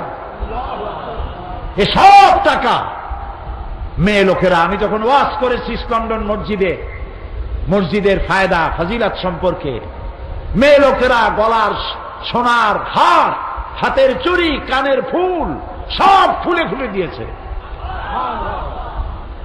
মানুষেরা টাকা দিয়েছে, বিশাল মসজিদ হয়েছে, মেইন হল রুমে নামাজ পড়তে পারে 10,000 মুসলমান। ঢাকার ইঞ্জিনিয়ার্স ইনস্টিটিউটের চাইতেও বড় হল তৈরি হয়েছে সেমিনার সিম্পোজিয়াম করার জন্য মসজিদের পাশে। সুবহানাল্লাহ কবেন না? এই মসজিদ উদ্বোধন করার জন্য তারা কাবা শরীফের ইমাম ফজিলাতুল শেখ আদ-দক্তুর আব্দুর রহমান আস-সুদাইস, আল্লাহ তাআলা হায়াতে তাইয়্যিবা তারে দান করুন। হায়রে তেলাওয়াত, সুবহানাল্লাহ, কি আওয়াজ আল্লাহ যে তারে দিয়েছেন। আমার কাছে মনে হয় শেখ সুদাইস এবং শেখ সৌদ আশ-শুরাইব আমার কাছে মনে হয় মসজিদুল হারামের রূহ প্রাণ। যখন তেলাওয়াত করে মনে হয় আকাশ থেকে কোরআন নাজিল হইতেছে। মসজিদ উদ্বোধনে তাকে দাওয়াত দেওয়া হলো, আর বাংলাদেশ থেকে আমার মতো এক অযোগ্য ব্যক্তিকে তারা দাওয়াত দিলেন। জুমার নামাজ উদ্বোধন হবে, জুমা দিয়ে 25 থেকে 30,000 লোক জমা হয়ে গেছে।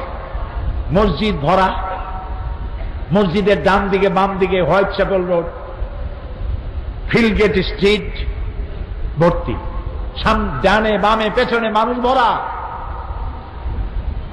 তিনি খুতবা দিতে দাঁড়াবেন এমন সময় মসজিদের ইমাম ও খতিব শেখ আব্দুল কাইয়ুম, বড় আলেম বাংলাদেশী, আল্লাহ তার প্রতিও রহম করুন, আমরা বলি আমিন।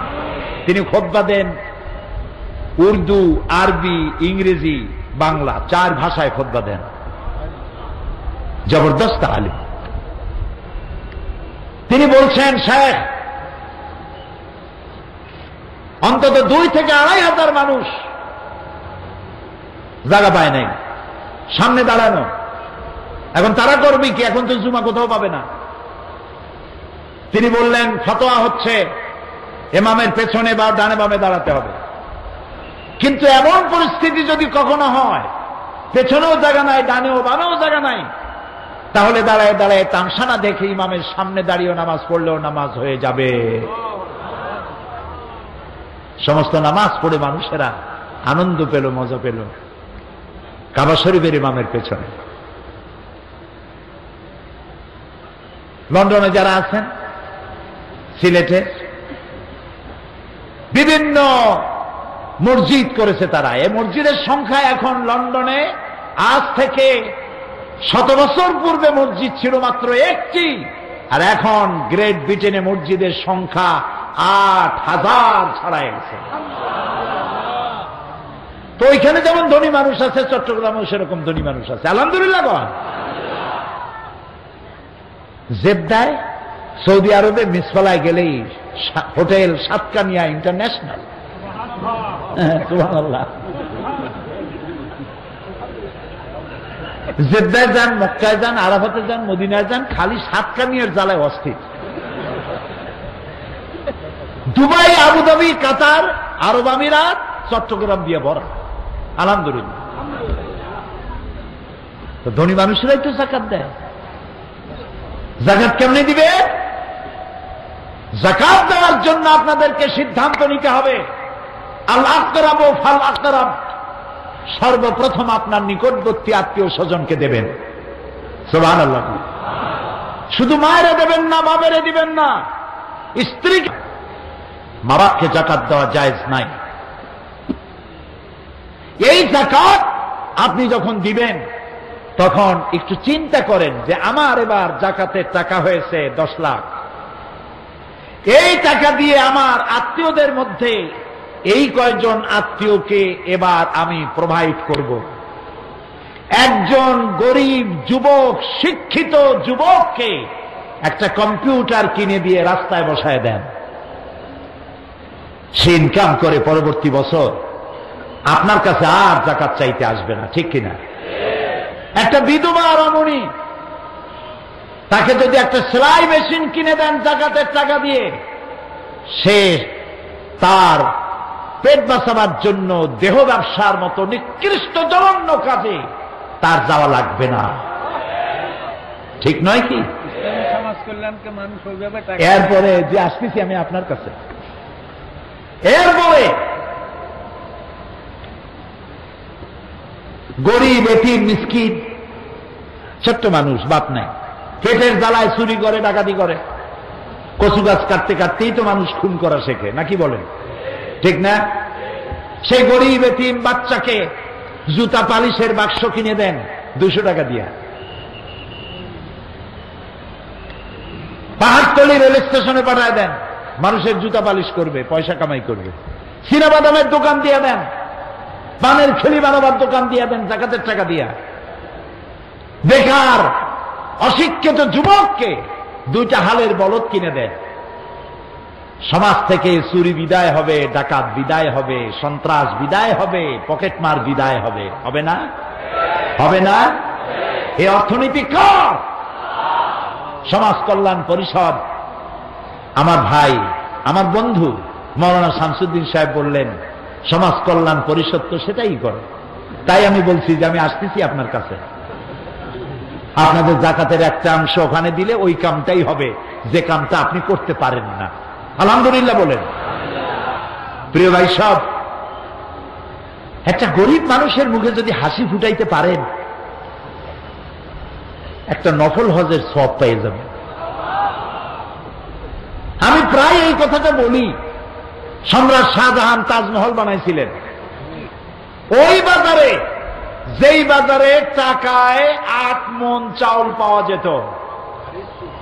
টাকায় কয় মণ? 8 মণ চাউল 1 টাকায়। সব থেকে বেশি দুধ দেয় আধা মণ, 1 মণ।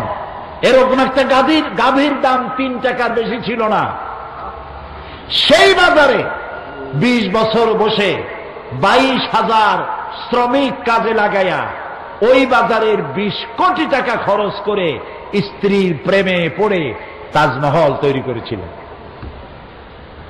প্রিয় ভাই সব, এই তাজমহলের মূল্য ইসলামের কাছে, রসুলের কাছে, আর ইসলাম যিনি বানাইছেন সেই আল্লাহর কাছে ওই তাজমহলের ওই মূল্য নাই। একটি এতিম গরিব মিসকিন, একটি ছোট্ট বাচ্চা শীতে কাঁপতেছে, ক্ষুধায় কাঁদতেছে, ওর হাতে 1 মুঠো খাবার আর গায়ে ছোট্ট একটা নতুন গেঞ্জি বা চাদর পরিয়ে দিলে ওই বাচ্চাটি আনন্দে যে মুখে হাসি ফুটবে। 20 কোটি টাকার ব্যয় করে যে তাজমহল তৈরি করা হয়েছে, সেই তাজমহলের চাইতে এতিমের মুখের মিষ্টি হাসি আল্লাহর কাছে অনেক দাম। এটাই হচ্ছে ইসলাম। মানুষের দারিদ্রতা বিমোচনের জন্য আল্লাহ তাআলা এই ব্যবস্থা করেছেন। এখন যাকাতে টাকা কমে না, যাকাতে টাকা বাড়ে। ইয়ামহাকুহুল্লাহুর রিবা ওয়া ইউরবিস সাদাকাত। আল্লাহ তাআলা বলেছেন আমি সুদকে ধ্বংস করি, সুদকে ধ্বংস করি, আর সাদাকা যাকাতের মালকে আমি বৃদ্ধি করি। কার কথা? কার কথা? দেখুন তো, ইসলামী ব্যাংক আছে চট্টগ্রামে, আছে। আজকে অত্যন্ত শ্রদ্ধার সাথে স্মরণ করি ইসলামী ব্যাংকের প্রথম ব্যক্তি আলহাজ আব্দুর রাজ্জাক লস্কর। আল্লাহ যেন জান্নাতুল ফেরদাউসের মেহমান বানায় না। এই উদ্যোগ যারা প্রথমে নিয়েছিলেন অনেকেই তাদের মধ্যে বেঁচে নাই। ইসলামী ব্যাংক বিশ্ব ব্যাংকের দৃষ্টিতে পৃথিবীর শ্রেষ্ঠ ব্যাংক। আলহামদুলিল্লাহ বলো। সুদী ব্যাংকগুলো আমাদের বড় বড় ব্যাংক আছে, আর ইসলামী ব্যাংকও আছে। সুদী ব্যাংকে বরকত নাই, ইসলামী ব্যাংকে বরকতের ঠেলা দেখছেন। কত কাজ তারা করছে। ইসলামী ব্যাংক হাসপাতাল, ইসলামী ব্যাংক কলেজ, ইসলামী ব্যাংকের ফাউন্ডেশন, ইসলামী ব্যাংকের টাকা দিয়ে মেধাবী গরিব ছাত্রদের সাহায্য দেওয়া, ডিজাস্টার যখন জলোচ্ছ্বাস আর ভূমিকম্প হয় এবং ঘূর্ণিঝড় হয়, তখন মানুষের সাহায্যে কোটি কোটি টাকা নিয়ে ইসলামী ব্যাংক ঝাঁপাইয়া পড়ে। বিশ্ব ব্যাংকের দৃষ্টিতে ইসলামী ব্যাংক পৃথিবীর সেরা ব্যাংক। কারণ কি? কারণ হালালে বরকত হয়, হারামে বরকত হয় না। চট্টগ্রামের কুত্তা আছে না? কুত্তা, এক একটি কুত্তা প্রতি বছর বাচ্চা দেয় কয়টা? তাও হিসাব রাখেন না, কয়টা দেয় বাচ্চা?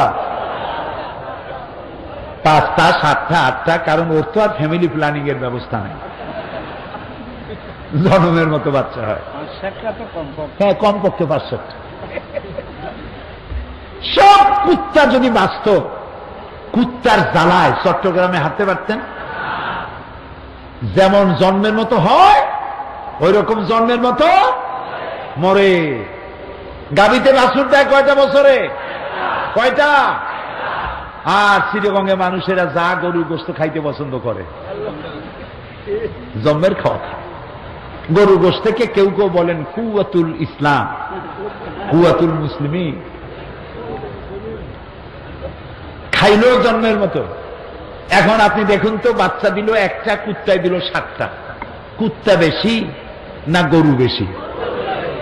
গরু বেশি। কারণ গরু হালাল তাই বরকত, কুত্তা হারাম তাই বরকত নাই। আল্লাহ রাব্বুল আলামিন বলেন, আমি সুদকে ধ্বংস করি আর যাকাতকে আমি বৃদ্ধি করি, যাকাতের মালকে বৃদ্ধি করি। সুবহানাল্লাহ। এই সম্পদ যারা জমা করে রাখে, আমার মা বোনেরা, মা বোনেরা আসছে না? বহু। আগামীকাল মা বোনদের ব্যাপারে বলবো। এবার আমরা আলাদাভাবে মা বোনদের জন্য ব্যবস্থা করতে পারি নাই বিশেষ কোনো কারণে, তাদের জন্য কথা বলবো ইনশাআল্লাহ। বলি ইনশাআল্লাহ। মা বোনদের কাছে অনেক সোনা আছে, স্বর্ণ, গোল্ড, সারা বছর সিন্ধুকের মধ্যে পড়ে থাকে। কবে কার বিয়ে হবে সেই সময় একটু পড়ল। যে বেচারা কিনে দিল সেই স্বামীরেও একদিন সাজে গুজে দেখাইল না। অবশ্য চট্টগ্রামে এরকম মেয়ে লোক আছে বলে আমি মনে করি না। স্বামী বেচারা এত কষ্ট করিয়া এত সুন্দর সুন্দর শাড়ি দিল, সোনা জানা দিল, তারে দেখাইল না। তারই না দেখাবেন। রাসূলুল্লাহ বলেছেন, ওই মেয়ে লোক, ওই স্ত্রী সব থেকে ভালো যারে দেখলে তার স্বামীর চোখ ঠান্ডা হয়ে যায়। রাসূলুল্লাহ বলেছেন, সেজে গুজে থাকো, স্বামীকে হাসি মুখে বরণ করো, সংসারে শান্তি হবে। স্বামী আর স্ত্রী দুজনে প্রেম ভরে একজনে আর একজনের হাত যখন ধারণ করে, রাসূলুল্লাহ বলেছেন উভয়ের সগীরা গুনাহকে আল্লাহ তাআলা মাফ করে দেন। আগামীকাল বলবো সেসব কথা। কত শাড়ি আপনার ঘরে, এমন এমন শাড়িও আছে যা আপনার পরাও হয় না কখনো। সোনাগুলো পড়ে আছে, ব্যবহারও করেন না। সমস্যাটা কি হবে জানেন? আল্লাহ রাব্বুল আলামিন বলেন, ওয়াল্লাযীনা ইয়াকনিজুনা আয-যাহাবা ওয়াল ফিদ্দাতা ওয়া লা ইউনফিকুনাহা ফী সাবিলিল্লাহ ফাবাশশিরহুম বিআযাবিন আলীম। যারা নাকি স্বর্ণ রৌপ্য সঞ্চয় করল, আমার রাস্তায় খরচ করল না, ফাবাশশিরহুম বিআযাবিন আলীম, তাদেরকে জাহান্নামের কঠিন শাস্তির সুসংবাদ দাও। সুবহানাল্লাহ কইলেন, কি আশ্চর্য কথা! এই জাগা মতো কথা কইয়েন। আল্লাহ কইল জাহান্নামের কথা, আপনি কোন সুবহানাল্লাহ, আপনি কোন নাউযুবিল্লাহ। এটি কায়দা দেখুন। আল্লাহ বললেন ফাবাশশিরহুম, ওদেরকে জাহান্নামের কঠিন পীড়াদায়ক শাস্তির শুভ সংবাদ দাও। শাস্তির কি শুভ সংবাদ হয়? হয়। আল্লাহ এটা বললেন কেন? এটাও জানাবো। একটা ছোট্ট দৃষ্টান্ত দিলেই বুঝবেন। কারো কারো দুষ্ট ছেলে আছে, আছে না দুষ্ট ছেলে? এত দুষ্টু। সম্রাট আকবর সম্রাট আকবরের ছিল নবরত্ন। নবরত্নের একজন ছিল, কি যেন নাম আমি এখন ভুলে গেলাম। হ্যাঁ হ্যাঁ, বীরবল। আপনারও আল্লাহ বীর বানাই দিন। বীরবল না, বীরবল। আকবর তারা আসতে বলছে, কিন্তু সেই সময় থেকে প্রায় 2 ঘন্টা দেরি করে আসছে। সম্রাট রাগ হয়ে গেছে, এই বীরবল এত দেরি করে আসলে কেন? কয়েছে জাহাপানা, আমার একটা ছেলে আছে এত দুষ্ট, তারে কোন রকম মানাইতেই পারলাম না, তাকে মানাতে গিয়ে আমার 2 ঘন্টা সময় লাগলো। একবার কয় যে তুমি কি আমারে পাগল পাইছো নাকি? একটা ছোট্ট বাচ্চা তারে ঠান্ডা করা যায় না, 2 ঘন্টা সময় লাগে? আমি এটা বিশ্বাস করি না, তুমি অন্য কোনো কাজে ছিলা, মিথ্যা কথা কইতেছ। বীরবল কয় না স্যার, জাহাপানা সত্য বলছি। কয় আমি বিশ্বাস করি না। বীরবল বলছে বিশ্বাস যদি না করেন তাহলে আমি আপনার বিশ্বাস করাই। কয় করাও, কিরকম করবা? কয় আপনি আমার আব্বা হন, আমি আপনার বাচ্চা হই। বীরবল বাচ্চা হইছে, এখন আকবর হইছে আব্বা। এখন বীরবল কাঁদতেছে, বাচ্চার মতো করে কাঁদতেছে। আকবর জিজ্ঞেস করছে, কান্দিস কেন? কয় আব্বু আমার একটা হান্ডি কিনে দাও, একটা হাড়ি কিনে দাও। তো দিল একটা হাড়ি কিনে। আবারও কান্দে, আবার কান্দিস কেন? আমার একটা হাতি কিনে দাও। তো দিল একটা হাতি। এখন আরো ভ্যা ভ্যা করে কান্দতেছে, আরে এখন আবার কান্দিস কেন? হান্ডি চাইলি, পাতিল চাইলি, পাতিল দিলাম, হাতি চাইলে হাতি দিলাম, এখন কান্দিস কেন? কয় আব্বু এই হাতিটারে এই হাড়ির মধ্যে ঢুকাই দাও। আকবর কইল, ঠিকই তুমি বলছো, বাচ্চা বুঝানো যায় না। কিছু বাচ্চা আছে দারুণ দুষ্টু। এই বাচ্চা মায় যখন ঠান্ডা করতে না পারে, তখন মা বলে যে বাপ রাখ, তোর বাপ আসুক, তোর বাপেরে আমি সব শোনাবো আজ। এমন পিট্টি দেবে, তখন বুঝবি মজা কারে কয়। পিটাইলে কি মজা হয়? তাহলে মায় মজার কথা কইল কেন? শাস্তির তীব্রতা বোঝাবার জন্য মজা শব্দ ব্যবহার করা হয়েছে। ফাবাশশিরহুম বিআযাবিন আলীম। যারা সোনা দানা জমা করে রাখে, আমার রাস্তায় খরচ করে না, তীব্র শাস্তির শুভ সংবাদ দিয়ে দাও। সেই শাস্তিটা কি?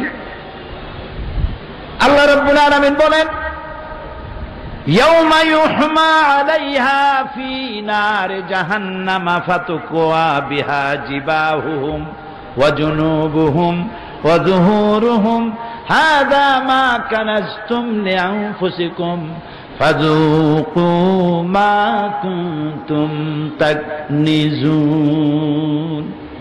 এমন একদিন আসবে যখন তোমার সঞ্চিত সম্পদ, স্বর্ণ রৌপ্য জাহান্নামের আগুন দিয়ে জ্বালানো হবে। ইন্না লিল্লাহি ওয়া ইন্না ইলাইহি রাজিউন। মা বোনেরা কান পেতে শুনুন, ভাইয়েরা শুনুন। স্বর্ণ জমা করেছেন, যাকাত দেন নাই। এই স্বর্ণ, এই রৌপ্য, এই ডায়মন্ড জাহান্নামের আগুন দিয়ে জ্বালানো হবে। কে বলতেছেন? আল্লাহ। আল্লাহ আল্লাহ। কোন মৌলভী সাহেবের ফতোয়া নয়, কোন মুফতির ফতোয়া নয়, আমার আল্লাহ বলছেন জাহান্নামের আগুন দিয়ে তোমার সোনার উপরে জ্বালানো হবে। এটারে গরম বানাইয়া জাহান্নামের আগুন দিয়ে সিল বানানো হবে। তারপরে তোমার কপালের উপরে, তোমার পার্শ্ব দেশে এবং তোমার পৃষ্ঠ দেশে সিল মারা হবে, আর বলা হবে হাযা মা কানাজতুম লিআনফুসিকুম। এ হচ্ছে সেই তোমার সঞ্চিত ধনরাশি যা তুমি আমার রাস্তায় খরচ করনি, এখন এর মজা চাকো। ফাযুকু মা কুনতুম তাকনিজুন। যা সঞ্চয় করেছিল সেই শাস্তি এখন ভোগ করো। নাউযু বিল্লাহ।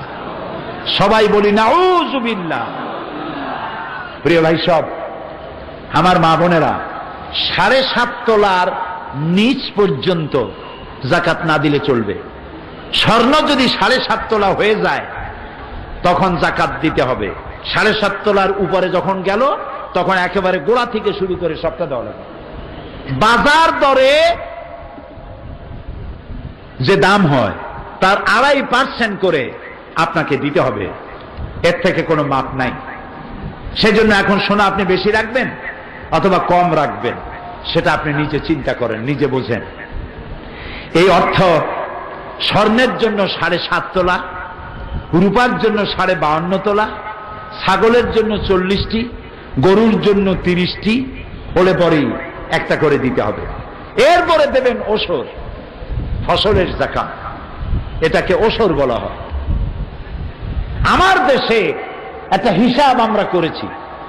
এই বাংলাদেশে আপনারা জানেন আমি একটা ব্যাংকের সাথে জড়িত আছি, জানেন ওইটার নাম কি? ইসলামী ব্যাংক। ওর জন্ম লগ্ন থেকে এর সাথে আছি। ব্যাংকে থাকার কারণে অন্যান্য ব্যাংকের খোঁজ খবর জানি।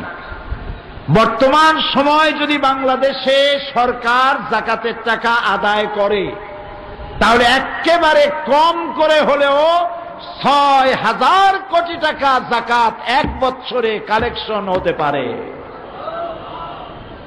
লক্ষ লক্ষ একর দরগার নামে, মাজারের নামে, বিভিন্ন নামে লক্ষ লক্ষ সরকারি জমিন ওয়াকফ এস্টেট দখল করে বসে আছে সিন্দাবাদের দৈত্যরা। কি জবাব দেবা কিয়ামতের দিন? ফেডারেশন বানাইছো, এটা ফেডারেশন নয়, পেটের রেশন। কি জবাব দিবা? হারামখোর!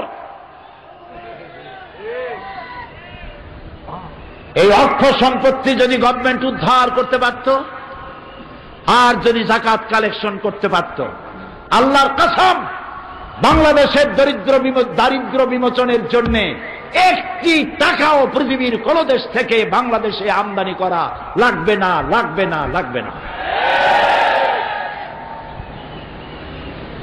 ইসলাম একটি সাবলীল সুন্দর ব্যবস্থা দিয়েছে। কারে কারে যাকাত দিতে হবে সে কথাও আল্লাহ বলে দিয়েছেন। গরিবদের দিবা, ফকিরদের দিবা, মিসকিনদের দিবা, ফি সাবিলিল্লাহ দিবা। ইসলামী সমাজ কল্যাণ পরিষদ যে কাজগুলি করে এই কাজে আল্লাহর রাস্তায় বেশি বেশি করে সাহায্য করবে, তাহলে আল্লাহ তাআলা তোমাদেরকে বেশি বেশি করে দিবেন। প্রিয় ভাই সব, ইসলাম অর্থনৈতিক নিরাপত্তার জন্য এক তো দিল যাকাত আর এক দিল কাজ। কাজ করে খাইতে হবে, বসে থাকতে পারবে না। এই জন্য আমি যুবকদের বলি, লেখাপড়া শিক্ষা করে চাকরি না পাওয়া পর্যন্ত বিয়ে করবে না। এই বিবাহ করে শ্বশুরের কান্দে সিন্দাবাদের ভূত হয়ে বসে থাকে, বাপের কান্দে চড়ে, আর কাজ করতে চায় না। অবশ্য চট্টগ্রামে এরকমের লোক আছে বলে মনে হয় না। বিয়ে পাশ করছে, কাজী লাঙ্গলে হাত দেওয়া যায় না। বিয়ে পাশ করেছে, চুরি করে খাবে, পকেট মারবে, তাও ভালো। রিক্সা চালাবো না, বেবি ট্যাক্সির হ্যান্ডেলে হাত দেব না, আমি তো একজন মডার্ন এডুকেটেড পারসন। চুরি করবে সেও ভালো। কথা বুঝতে পেরেছেন? এই অবস্থা থাকতে পারবে না, কাজ করতে হবে। নবী করিম সাল্লাল্লাহু আলাইহি ওয়াসাল্লাম বলেছেন, ইজা সাল্লাইতুমুল ফজরা ফালা তানুমু আন তালবি আরযাকিকুম। ফজরের নামাজ যখন পড়া হয়ে গেছে ঘুমায় থাকো না, বেরিয়ে যাও, রিজেক অনুসন্ধান করো। আমার ক্ষেত খামার, কল কারখানা, আদালত, শিক্ষাঙ্গন সব জায়গায় ছড়িয়ে পড়ো, আমি রিজেক ছড়িয়ে রেখেছি। আর গরিব মানুষকে সাহায্য সহানুভূতির হস্তকে সম্প্রসারিত করো। ওয়াকফুলু গানিয়ুহুম ফাকিরাহুম, সমাজের সচ্ছল ব্যক্তিরা তাদের গরিবদেরকে সাহায্য করবে। নবী করিম সাল্লাল্লাহু আলাইহি ওয়াসাল্লাম তিনি একটি ব্যাংক তৈরি করেছিলেন, তার ব্যাংকের নাম ছিল বাইতুল মাল। বলেন তো নাম কি? বাইতুল মাল। এই বাইতুল মাল ব্যাংকটি তিনি যেদিন উদ্বোধন করেন সেদিন তিনি বলেছিলেন, মান তারাকা দায়নান আও দিয়ান ফালাইয়া। আমার রাষ্ট্রের ভেতরে কোন ঋণগ্রস্ত ব্যক্তি ঋণ পরিশোধ করার আগে যদি সে মারা যায় আর ঋণ পরিশোধের কোনো অর্থ যদি তার না থাকে, তাহলে ওই ব্যক্তির, ঋণগ্রস্ত ব্যক্তির ঋণ পরিশোধ আর তার এতিম বাচ্চাগুলির দায়িত্ব আমি নবী মুহাম্মদ রাসূলুল্লাহ সাল্লাল্লাহু আলাইহি ওয়াসাল্লাম আমার কাঁধের উপরে উঠায়া নিলাম। এর নাম ইসলাম। এর নাম কি? ইতিহাস দেখুন, গল্প গুজব তাফসীরের ময়দানে নয়, কোরআনের কথা, হাদিসের কথা, ইতিহাসের কথা। ওমর ইবনে আব্দুল আজিজ রাহমাতুল্লাহ আলাইহির সময় আল্লাহর দেওয়া এই অর্থনীতি, যাকাত ভিত্তিক অর্থ ব্যবস্থা চালু হওয়ার পর বাজারে বাজারে ঢোল পেটানো হতো, যাকাত কে নেবে, যাকাত কে নেবে। একটা লোক পাওয়া যায় নাই। একটি লোক 3 দিন ঘুরতেছে একটা বস্তা নিয়ে, টাকার বস্তা, সাদাকা। কারে দেবে লোক পায় না। একটা মরুভূমির মধ্যে বসে আছে, আহারে যদি একটা গরিব পাইতাম। অনেকক্ষণ বসে থাকার পর দেখলো একটা লোক আসছে, দাড়িতে ধুলাবালি মাখা, ঘাড়ে একটা বস্তা। আসসালামু আলাইকুম, আল্লাহর মেহেরবানি আমি পাইছি একজন গরিব। হুজুর, আমি 3 দিন এই রাষ্ট্রের বিভিন্ন জায়গায় ঘুরছি, একটা গরিব পাইলাম না। এই টাকাগুলো আমার কাছে আছে, সাদাকার টাকা, আপনি নিয়ে আমারে উদ্ধার করেন। আগন্তুক বলছে, মিয়া তোমার মাথার স্ক্রু কি ঢিলা? তুমি কি মনে করো আমার এই বস্তার মধ্যে দেতরা খাতা বা ছেঁড়া খাতা? এই বস্তার ভিতরে তোমার থেকে বেশি টাকা। তুমি ঘুরতেছো 3 দিন, আমি ঘুরতেছি 7 দিন, একটা গরিব পাই নাই। এর নাম ইসলাম। এর নাম কি? ইসলাম। প্রিয় ভাই সব, এই যাকাত, যাকাতের মধ্যে যারা নাকি যাকাত এবং নামাজের মধ্যে পার্থক্য সৃষ্টি করবে, নামাজ পড়বে যাকাত দিবে না, আবু বকর রাদিয়াল্লাহু তাআলা আনহু বলছেন, ওয়াল্লাহি আমি কাফেরদের বিরুদ্ধে যুদ্ধ করা যেমন ফরজ মনে করি, তেমনি করে এদের বিরুদ্ধে যুদ্ধ ঘোষণা করব যারা নামাজ পড়বে যাকাত দিবে না। যাকাত আদায় করতেই হবে। আল্লাহ যেন তৌফিক আমাদের দেয়, বলেন আমিন। প্রিয় ভাই সব, আমার বাংলাদেশ পৃথিবীর সব থেকে সুখী দেশ। আলহামদুলিল্লাহ বলবেন। পৃথিবীর 4টি মহাদেশের প্রায় 50টিরও বেশি দেশ আল্লাহ আমারে দেখাইছে। আমার জীবনের স্বপ্নের দেশ, সব থেকে প্রিয় দেশ, মহব্বতের জায়গা মক্কা আল মুকাররমা, মদিনা আল মুনাওয়ারা। এরপরেই আমার কলিজার সাথে, আমার রক্তের সাথে, আমার ঐতিহ্যের সাথে সম্পৃক্ত আমার মাতৃভূমি, প্রিয় জন্মভূমি বাংলাদেশ। আমাদের দেশের নাম কি? জোরে কন না, আরো জোরে বলেন। এ দেশটি 9 মাসের মুক্তিযুদ্ধের মধ্য দিয়ে আল্লাহ তাআলা আমাদেরকে উপহার দিয়েছেন, আলহামদুলিল্লাহ। এ দেশটি গরিব নয়, এ দেশটি গরিব নয়। এই বাংলাদেশ অফুরন্ত সম্পদ আল্লাহ দান করেছেন। আমি হিসাব দেই, আমাদেরকে যারা গরিব বলে এটা আসলে সঠিক না। আমরা হিসাব জানি না, আমাদেরকে বোকা বানাইয়া বেকুব বানাতে চায়। এই বাংলাদেশ, এর আবাদযোগ্য জমির পরিমাণ আছে 2,40,00,000 একর। 2,40,00,000 একর জমি। বিজ্ঞানসম্মত চাষাবাদ জানি না বলেই ফসল উৎপাদন হয় না। শিক্ষিত লোকেরা তো চাষে আসে না। চাষ করে কারা? কৃষক, এবং লেখাপড়া জানে কম। এক জার্মান, সে নাকি শুনেছিল বাংলাদেশ নাকি সোনার বাংলা। তো সোনার বাংলাটা কেমন দেখতে এলো, দেখতে এসে মাসখানেক থেকে ফিরে গেল। দেশে গিয়ে রিপোর্ট করলো বাংলাদেশ সত্যিই সোনা, কিন্তু চাষ হয় 3টা গরু দিয়া। সামনের 2টাও গরু, পিছনেরটাও গরু। মন্তব্য আমার না, মন্তব্য একজন জার্মানের। কারণ তিনি বলতে চেয়েছেন সামনের 2টা তো গরু, পিছনে যে আছে গরুটারে চালায়।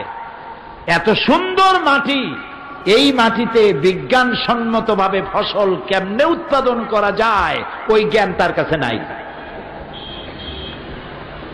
আমার দেশ, মানুষ বেড়েছে, খেতে দেওয়ার মালিক কে? ফসল কি কমছে না বাড়ছে? কমছে না বাড়ছে? সুবহানাল্লাহ বলবেন না? খালি কয় দ্রব্য মূল্য বাড়ছে, দ্রব্য মূল্য গেছি শেষ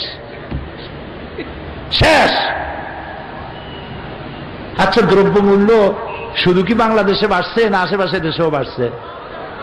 শ্রীলঙ্কা, মালদ্বীপ, নেপাল, ভুটান, সিকিম, ওদের সাথে তুলনা করুন তো।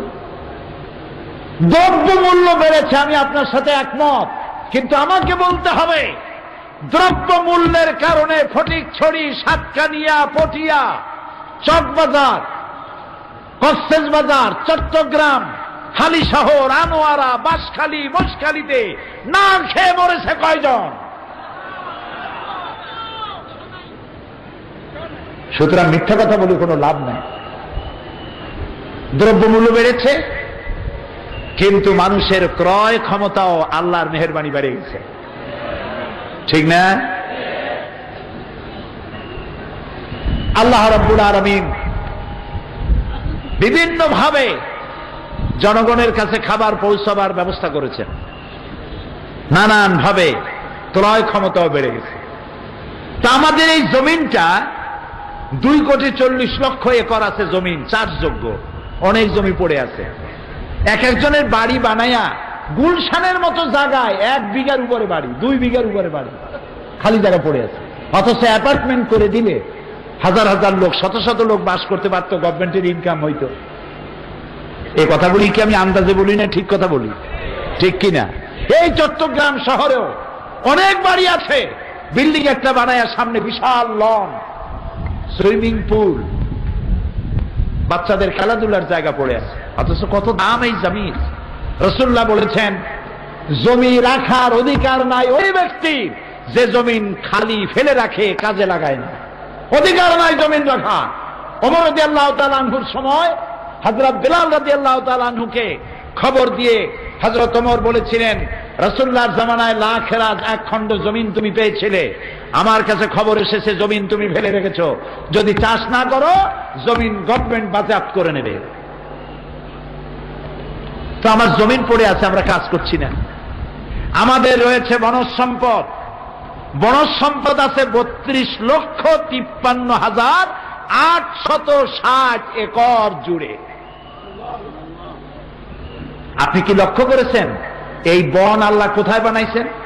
সমুদ্রের উপকূল দিয়ে। ম্যানগ্রোভ ফরেস্ট এরিয়া আল্লাহ তাআলা বানিয়েছেন সাতক্ষীরা, বরগুনা, পটুয়াখালী, বরিশাল, নোয়াখালী, বাগেরহাট, এইসব এলাকা দিয়া এবং উপকূল এলাকা দিয়া সুন্দরবন বানাইছেন। কারণ কি? কারণ হলো আল্লাহ তো বিনা কারণে কোনো কাম করেন না। বঙ্গোপসাগর হচ্ছে সাইক্লোন জোন, বছরের যে কোনো সময় এখানে সাইক্লোন সৃষ্টি হয়। এই সাইক্লোনের ধাক্কা 280 মাইল, 500 মাইল, 1000 কিলোমিটার বেগে সাইক্লোন আসতেছে। এই সাইক্লোন যদি কোনো বাধা না পায়, প্রথম ধাক্কায় কক্সবাজার উড়ে যাবে, চট্টগ্রাম উড়ে যাবে, প্রথম ধাক্কায় উড়ে যাবে পটুয়াখালী, বরগুনা, বরিশাল, পিরোজপুর, বাগেরহাট। আল্লাহ তাআলা সমুদ্রের পারে উপকূলীয় এলাকায় পাহাড় আর সুন্দর বন গাছ লাগাইয়া প্রথম ধাক্কাটাকেই অর্ধেক শক্তি কমায় দিয়ে দিলেন। আল্লাহু আকবার। সরকার আবার এই সুন্দরবনকে বাঁচাবার জন্য ফরেস্ট ডিপার্টমেন্ট করেছে। সেই ফরেস্ট ডিপার্টমেন্টের লোকেরা মাশাআল্লাহ গাছগুলা কাইটিয়া কুটিয়া খাইয়া মনে হয় দাব্বাতুল আরদ আইসে কি খাবে, ওরাই সব শেষ করতেছে। আল্লাহ দেখলেন যে এগুলো আমি বানাইছিলাম মানব গোষ্ঠী যেন বংশানুক্রমে এগুলি ভোগ করতে পারে, কিন্তু এরাই তো খেয়ে শেষ করে ফেলাবে। আল্লাহ তাআলা তাই নিজেই কিছু গার্ডের ব্যবস্থা করে দিলেন। সেই গাছগুলি কি? Royal Bengal tiger. সামনে পড়ে যান, বলেন যে স্যার 10 কোটি টাকা ঘুষ দেব, শুনবে? এক থাপ্পড় দিয়া কল্লা ফুটবলের মতো উড়ায় দেবে। আল্লাহ তাআলা দিয়েছেন বিশাল বনজ সম্পদ। আমাদের রয়েছে পানি সম্পদ। বাংলাদেশে 250টি ছোট বড় নদ নদী আছে, যার দৈর্ঘ্য 3200 বর্গ মাইল। বিশাল পানি সম্পদ রয়েছে। গ্যাস সম্পদ 100 বছরেও ফুরাবে না। আলহামদুলিল্লাহ কন। আলহামদুলিল্লাহ যত আসতে কবেন, গ্যাস তত কমতে থাকবে। কত জোরে আলহামদুলিল্লাহ। লাইন শাকারতুম লাযীদান্নাকুম ওয়া লাইন কাফারতুম ইন্না আযাবি লাশাদীদ। যদি শুকর আদায় করো বাড়ায় দেব, আর যদি শুকর আদায় না করো শাস্তি দেব। আমাদের রয়েছে মৎস্য সম্পদ, পশু সম্পদ, সর্বোপরি মানব সম্পদ। 14 কোটি মানুষের 28 কোটি হাত। এই 28 কোটি হাত যদি ভিক্ষার হাত না হয়ে কর্মীর হাত হয়ে যায়, তাহলে এই বাংলাদেশ আবার মাথা উঁচু করে দাঁড়াতে পারবে ইমানের বলে বলিয়ান হয়ে। যুদ্ধ বিধ্বস্ত জাপান কোত্থেকে কই গেল? উত্তর কোরিয়া কোথায়? অস্ট্রেলিয়ার মেলবোর্ন ইউনিভার্সিটিতে আমার প্রোগ্রাম ছিল। ব্যাংকক হয়ে যাচ্ছিলাম থাই এয়ারলাইনে। ব্যাংককে নামলাম যাত্রা বিরতি। থাইল্যান্ড, যারা মহিলাদের সতীত্ব বিক্রি করে জীবন চালাইতো, সেই দেশে এয়ারপোর্ট থেকে আমার হোটেল পর্যন্ত 30 কিলোমিটার লম্বা ফ্লাইওভার, বিশাল বিশাল ইমারত। ছোট্ট দেশ সিঙ্গাপুর কোথা থেকে কোথায় গেছে। বাংলাদেশ যে তিমিরে, সেই তিমিরে শুধুমাত্র প্রতিহিংসার রাজনীতির কারণে বাংলাদেশ মৃত্যুর কাছাকাছি পৌঁছে গিয়েছে। হিংসা আর হিংসার আগুনে জ্বলছে। আল্লাহ এর থেকে আমাদেরকে রক্ষা করুন, আমরা বলি আমিন। প্রিয় ভাই সব, এত সব সম্পদ থাকতেও আমরা গরিব। এর কারণ হলো আমরা কোরআন ছেড়েছি। আমরা গোড়া থেকেই একটা ষড়যন্ত্রের শিকার। 200 বছর এই দেশ ছিল ব্রিটিশের গোলামি, ছিল না? তারপরে পাকিস্তানের অর্থনৈতিক এবং রাজনৈতিক শোষণ, এরপরে পূর্ণাঙ্গ স্বাধীনতা আমরা লাভ করলাম। দেশের 90% লোক মুসলমান। পৃথিবীর খ্রিস্টান শক্তি চেয়েছে আমাদেরকে খ্রিস্টান বানাতে, কমিউনিস্টরা চেয়েছে আমাদেরকে নাস্তিক বানাতে, আর ভারত চেয়েছে তাদের পদলেহী গোলামদের দিয়ে এই দেশটাকে ধর্ম নিরপেক্ষ মতবাদের দেশে পরিণত করতে। সুতরাং আমি আপনাদের সামনে আজকে ইসলামের সৌন্দর্য বর্ণনা করতে এসেছি। ইসলামের সৌন্দর্য বয়ান করলাম। এর থেকে ইসলামের সৌন্দর্য, এর থেকে সুন্দর ব্যবস্থাপনা পৃথিবীতে আর নাই। বলি সুবহানাল্লাহ। সবাই খাইয়া বাসুক, করে বাসুক। হিন্দুর সাথে আমাদের কোনো বিরোধ নাই, খ্রিস্টানের সাথে বৌদ্ধের সাথে বিরোধ নাই, উপজাতীয়দের সাথে বিরোধ নাই। আমরা সবাই প্রীতি, প্রেম আর ভালোবাসায় আমরা ডুবে আছি। আলহামদুলিল্লাহ বলবেন না? আমি জানি না চট্টগ্রামের অবস্থা কি। আমি আমার পিরোজপুরের কথা বলি।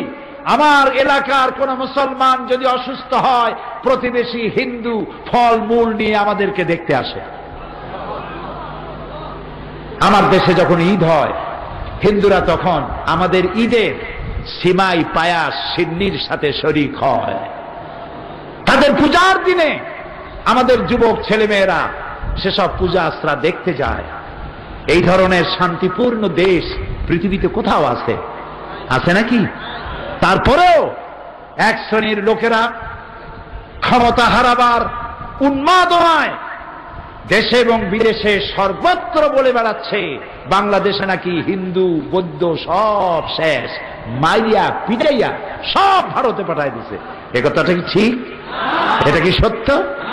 লানাতুল্লাহি আলাল কাযিবিন। মিথ্যাবাদীদের উপরে আল্লাহর অভিসম্পাত হোক। প্রিয় ভাই সব, আজ আমি কোরআনে কারীমের ইন্না দীন ইনদাল্লাহিল ইসলামের কথা বলতে গিয়ে আরেকটি কথা আপনাদেরকে শোনাতে চাই। শুনবেন?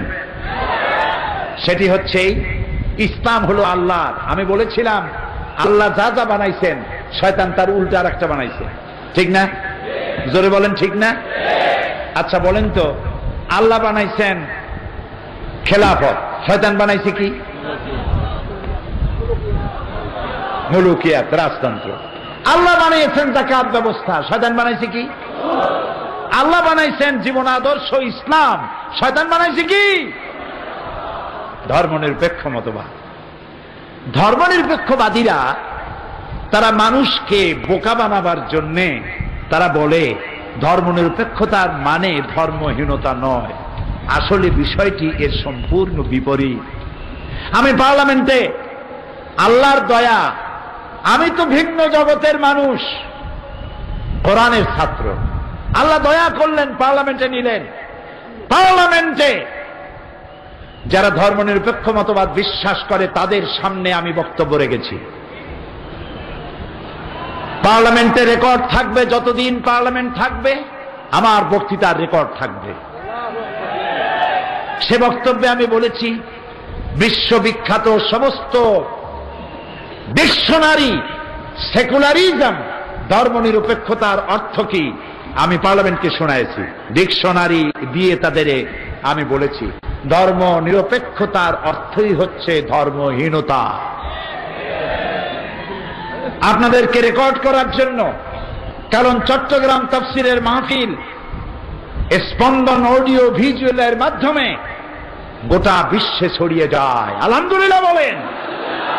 যে প্রতিষ্ঠান চট্টগ্রামের তাফসিরের মাহফিল অত্যন্ত আন্তরিকতার সাথে শৈল্পিক সৌন্দর্য দিয়ে বিশ্বময় ছড়ায়, আল্লাহ যেন এই প্রতিষ্ঠান কবুল করে নেন। বিশ্ববিখ্যাত random house dictionary of English language, এ বইতে ধর্মনিরপেক্ষ মতবাদ সেকুলারিজমের শব্দের 3টি সংজ্ঞা দেওয়া হয়েছে। Number 1, not regarded as religious or spiritually sacred. এর অর্থ হল যা ধর্মীয় বা আধ্যাত্মিক বলে বিবেচিত নয়। Number 2, not pertaining to or connected with any religion, যা কোন ধর্মের সাথে সম্পর্কিত নয়। Not belonging to A religious order, যা কোন ধর্ম বিশ্বাসের অন্তর্গত নয়। এটার নামই হলো সেকুলারিজম। এবার আসুন, চেম্বার্স ডিকশনারির মতে সেকুলারিজমের অর্থ হচ্ছে the believe that the state morals education should be independent of religion. এর অর্থ হচ্ছে ধর্মনিরপেক্ষ মতবাদ হচ্ছে এমন এক বিশ্বাস যার মতে রাষ্ট্র, নৈতিক শিক্ষা ইত্যাদি সব কিছু থেকে অবশ্যই ধর্মমুক্ত হতে হবে। এবার শুনুন অক্সফোর্ড ডিকশনারি কি বলে। অক্সফোর্ড ডিকশনারির মতে secularism means the ডক্টরিন morality should be based solely on regarded to the well-being of mankind in the recent life, to exclusion of all consideration drawn from belief in God or in future state. এর অর্থ হচ্ছে ধর্মনিরপেক্ষ মতবাদ হচ্ছে এমন এক মতবাদ যা মনে করে আল্লাহ বিশ্বাস বা পরকাল বিশ্বাস নির্ভর সমস্ত বিবেচনা থেকে মুক্ত। মানব জাতির বর্তমান কল্যাণ চিন্তার উপরে ভিত্তি করে নৈতিকতা গড়ে উঠবে। এবার আসুন ইনসাইক্লোপিডিয়া ব্রিটানিকা কি বলছে। ইনসাইক্লোপিডিয়া ব্রিটানিকা সহ বিশ্বের সকল বিশ্বকোষ সেকুলারিজমের অর্থ করা হয়েছে secular spirit or tendency, especially on social philosophy that rejects all forms religious faith. ধর্মনিরপেক্ষ মতবাদ হচ্ছে সেই রাজনৈতিক দর্শন যা সকল ধর্ম বিশ্বাসকেই প্রত্যাখ্যান করে। He rejects all forms of religious faith. ধর্ম বিশ্বাস থেকে মুক্ত, সেটার নামই হচ্ছে ধর্মনিরপেক্ষ মতবাদ। Number 2, the view the public education and other matters of civil society should be conducted without the introduction of a religious element. এর অর্থ হচ্ছে সেকুলারিজম বা ধর্মনিরপেক্ষতার একমাত্র অর্থ স্বাধীনতা, কোন ধর্মের অন্তর্গত না থাকা, ধর্মদ্রোহিতা। সেকুলারিজম তত ধর্মনিরপেক্ষতার অন্য কোনো অর্থ বা সংজ্ঞা দুনিয়ার কোনো ডিকশনারিতে নেই। ধর্মনিরপেক্ষ মতবাদ তাই এমন এক বিষাক্ত মতবাদ যা ঐশ্বরিক নয়, যা সম্পূর্ণ মানব রচিত ধর্মদ্রোহী মতবাদ, একটি কুফরি মতবাদ।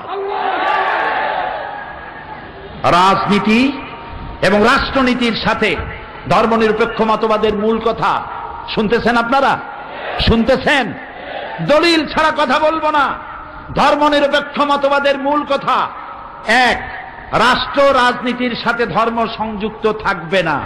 দুই, ধর্ম থাকবে ব্যক্তির একান্ত ব্যক্তিগত জীবনে সীমাবদ্ধ। তিন, রাষ্ট্রের নীতি নির্ধারণ ও রাষ্ট্র পরিচালনায় কোনোভাবেই ধর্মকে বিবেচনা করা হবে না। চার, মুসলিম বিশ্বে ধর্মনিরপেক্ষতা মানে ইসলাম মুক্ত শাসন, ইসলামকে ব্যক্তির জীবনে সীমাবদ্ধ রেখে রাষ্ট্র পরিচালনা করতে হবে। পাঁচ, ধর্মনিরপেক্ষতা মানে হচ্ছে রাষ্ট্র, রাজনীতি, অর্থনীতি তথা সমাজ ও রাষ্ট্র সম্পর্কিত সকল কিছু থেকে ধর্মহীন তথা ইসলাম থেকে মুক্ত করা। তাই ধর্মনিরপেক্ষ মতবাদ মুসলিম বিশ্বের জন্য এক মারাত্মক অভিশাপ। এটি আল্লাহর গজব। ধর্মনিরপেক্ষ মতবাদীরা গত 22শে ডিসেম্বর পল্টন ময়দানে 23 দফার মধ্যে তারা বলেছেন, একটি দফা হলো তারা ক্ষমতায় যেতে পারলে সংবিধানের ৫ম সংশোধনী বাতিল ঘোষণা করবেন। সংবিধানের ৫ম সংশোধনী কি? সংবিধানের ৫ম সংশোধনী হচ্ছে, ওখানে লেখা ছিল ধর্মনিরপেক্ষ মতবাদ। এই জাতির মহান স্বাধীনতার মহান ঘোষক শহীদ প্রেসিডেন্ট জিয়াউর রহমান ধর্মনিরপেক্ষ মতবাদকে বাদ দিয়ে সেখানে তিনি লিখেছিলেন, রাষ্ট্রের সমস্ত কাজ হবে আল্লাহর উপর ঈমান এবং অবিচল আস্থার উপরে ভিত্তি করে। আল্লাহ শহীদ প্রেসিডেন্ট জিয়াউর রহমানকে জান্নাতুল ফেরদাউসের মেহমান বানিয়ে নি। ধর্মনিরপেক্ষবাদীরা ক্ষমতায় যেতে পারলে সংবিধানের ৫ম সংশোধনী বাতিল করবে। তার অর্থ দাঁড়াবে সংবিধানের শিরোনাম থেকে বিসমিল্লাহ মুছে ফেলে দেবে। তার অর্থ হলো স্পিকারের মাথার উপর থেকে বিসমিল্লাহ মুছে ফেলে দেবে, মাদ্রাসাগুলি বন্ধ করে দেবে, আলেম ওলামাদেরকে গ্রেফতার করে জেলখানাগুলি ভরে দেবে। সুতরাং সমস্ত মুসলমানদেরকে ধর্মনিরপেক্ষ মতবাদের বিরুদ্ধে সোচ্চার হতে হবে, ঐক্যবদ্ধ হতে হবে।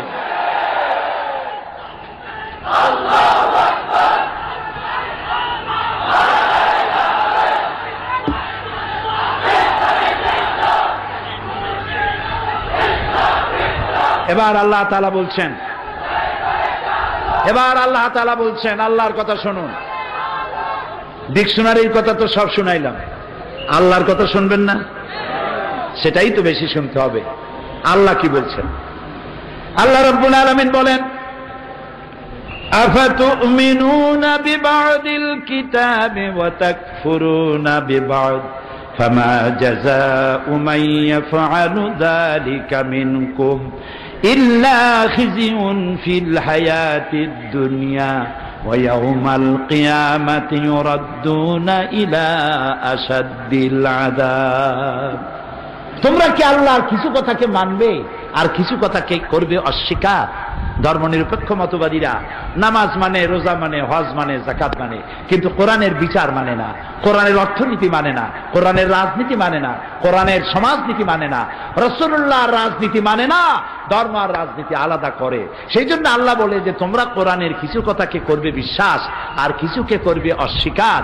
এই কাজটি যদি তোমরা করো, এরকম আচরণ যদি আমার কোরআনের সাথে তোমরা করো দুনিয়ায়, তাহলে তোমাদেরকে লাঞ্ছনার জীবন দেওয়া হবে আর কিয়ামতে কঠিন শাস্তি জাহান্নামে নিক্ষেপ করা হবে। প্রিয় ভাই সব, আল্লাহ তাআলা আমাদের সকলকে এই জিনিসগুলি বোঝার তৌফিক দিন। অন্ধভাবে কোন নেতার পেছনে দৌড়াবার চাইতে সুইসাইড করা আত্মহত্যা করার শামিল। অন্ধের মতো না দৌড়াই, আমি যেন কোরআনের জ্ঞান দিয়ে সমৃদ্ধ হয়ে আল্লাহর পথে দৌড়াতে পারি। আল্লাহ যেন সেই তৌফিক দান করে দেন। আজ আর নয়, ইসলামের সৌন্দর্যের বাকি কথা বলবো আগামীকাল ইনশাআল্লাহ। এখন হবে মোনাজাত। কয়জন? আজকে দুইজন ইসলাম কবুল করার জন্য এসছেন, একজন মহিলা এবং একজন পুরুষ। পুরুষের নাম বিজরাজ মজুমদার, পিতা মৃত দিলীপ মজুমদার, ধর্ম হিন্দু, বাড়ি হলো সুনামগঞ্জ, থাকে দেওয়ানবাজার চট্টগ্রাম। মহিলা প্যান্ডেল অবস্থান করছেন কৃষ্ণা ভট্টাচার্য, স্বামীর নাম সজল চক্রবর্তী, ধর্ম হিন্দু, বাড়ি পদুয়া চট্টগ্রাম। পুরুষটি তার নাম পছন্দ করেছে মোহাম্মদ রাজু মজুমদার, আর মহিলা তিনি পছন্দ করেছেন নাম আয়েশা বেগম। কোথায় তারা? মহিলা আছেন প্যান্ডেলে, আর এই যুবক ছেলেটি বয়স তার 22 বছর, নাম পছন্দ করেছে মোহাম্মদ। তুমি পড়ো লা ইলাহা। আমাদের যে মা ইসলাম কবুল করতেছেন এসেছেন কৃষ্ণা ভট্টাচার্য, বর্তমান নাম আয়েশা, আপনি পড়ুন লা ইলাহা ইল্লাল্লাহু মুহাম্মাদুর রাসূলুল্লাহ। আল্লাহ ছাড়া কোন ইলাহ নাই, মাবুদ নাই, মুহাম্মদ সাল্লাল্লাহু আলাইহি ওয়াসাল্লাম আল্লাহ রাসূল। আশহাদু আন লা ইলাহা ইল্লাল্লাহু ওয়াহদাহু লা শারীকা লাহু ওয়া আশহাদু আন্না মুহাম্মাদান আবদুহু ওয়া রাসূলুহু। আমি সাক্ষ্য দিচ্ছি আল্লাহ ছাড়া কোনো ইলাহ নাই, মাবুদ নাই, উপাস্য নাই, তিনি এক, তিনি একক, তিনি নিরঙ্কুশ, তার কোনো অংশীদার নাই। আমি আরো সাক্ষ্য দিচ্ছি মুহাম্মদ সাল্লাল্লাহু আলাইহি ওয়াসাল্লাম আল্লাহর বান্দা এবং তার প্রেরিত রাসূল। আসসালামু আলাইকুম। বস। এখন মুনাজাত হবে, মুনাজাতের পরে আজান হবে, বা জামাত এশার নামাজ হবে। প্রতিদিনের মতো আজকেও বলতে চাই, যাওয়ার সময় প্রত্যেক খামের সাথে রয়েছে কি? চাদর বা ড্রাম। কালকে টাকা আনতে বলছিলাম, মনে আছে না? টাকা পয়সা দিয়ে যাবেন, যাতে করে সমাজ কল্যাণ বিশাল কাজ করতেছে। আলহামদুলিল্লাহ। একটি প্রাইমারি স্কুল থেকে শুরু করে সমাজ কল্যাণ আন্তর্জাতিক বিশ্ববিদ্যালয় পর্যন্ত পৌঁছে গেছে কোরআনের বরকতে। সুবহানাল্লাহ, আলহামদুলিল্লাহ বলে। হসপিটাল আছে, মাদ্রাসা আছে, ভোকেশনাল ইনস্টিটিউট আছে, দারিদ্র বিমোচনের পরিকল্পনা আছে। আল্লাহ সমাজ কল্যাণকে কবুল করুন, আমরা বলি আমিন। আজকে মক্কা শরীফ থেকে, কুয়েত, কাতার থেকে, লন্ডন থেকে, আমেরিকা থেকে কয়েকটি টেলিফোন এসছে আমার কাছে দোয়া চাওয়ার জন্য। এখানে মাহফিল ডিসেম্বরে হয় নাই বলে কত মানুষ যে কাঁদছে, টেলিফোনে জানতে চেষ্টা করেছে। সারা দুনিয়ায় বাংলাদেশি মুসলমানেরা যে যেখানে আছে, চট্টগ্রামের তাফসীর মাহফিলের সাথে তাদের কলিজাটা লাগানো থাকে। তাদের জন্য দোয়া করব। সারা বিশ্বের ইসলামী আন্দোলনের অন্যতম পুরোধা, আমাদের মুরব্বী, ইসলামী আন্দোলনের নেতা অধ্যাপক গোলাম আজম, আল্লাহ তাআলা তাকে হায়াতে তাইয়্যিবা, সেহাতে কুল্লিয়া দান করুন। তিনি যেমন সহজ করে বলতে পারেন, তেমন সহজ করে লিখতেও পারেন। আলহামদুলিল্লাহ। পরিপূর্ণ জীবন বিধান হিসেবে ইসলামের সহজ পরিচয়, এ বইটি তার লেখা। এত সহজে ইসলাম বোঝা, এর আগে এই বইটি পড়ার আগে আমি বুঝতে পারি নাই ইসলাম এত সহজে বোঝানো যায়। খুবই কম দাম, আপনারা যাওয়ার সময় বইটি নিয়ে যাবেন। এরপরে বর্তমান সময়টা আমাদেরকে সন্ত্রাসী আর জঙ্গিবাদ বলে মুসলমানদেরকে গালি দেওয়া হচ্ছে। এই বইটি আমার লেখা, এটি ইংরেজি হচ্ছে ইউরোপ আমেরিকায় ছড়িয়ে দেওয়ার জন্য। আমাদের বদনামের জবাব। সন্ত্রাসের সাথে, জঙ্গিবাদের সাথে ইসলামের কোনো সম্পর্ক নাই। সেই জন্য সন্ত্রাস ও জঙ্গিবাদ দমন ইসলাম বইটি আমারই লেখা। এটি মাত্র 20 টাকায় বিক্রি হয়। আপনারা নিয়ে যাবেন, যে যত পারেন শিক্ষিত লোকেরা সকলে নেওয়ার চেষ্টা করুন। আর বর্তমান বিশ্বের শ্রেষ্ঠ তাফসীর, বিজ্ঞান ভিত্তিক সব তাফসীরকে আমি শ্রদ্ধা করি, সম্মান করি, কিন্তু বর্তমান যুগের শ্রেষ্ঠ বিজ্ঞান ভিত্তিক তাফসীর তাফহিমুল কোরআন। বলেন তো নাম কি? মাত্র 19 খণ্ড, দাম একেবারেই আপনার ক্রয় ক্ষমতার ভেতরে। আমি আশা করব প্রত্যেক মুসলমান নরনারীর ঘরে ঘরে তাফহিমুল কোরআন পৌঁছে যায়।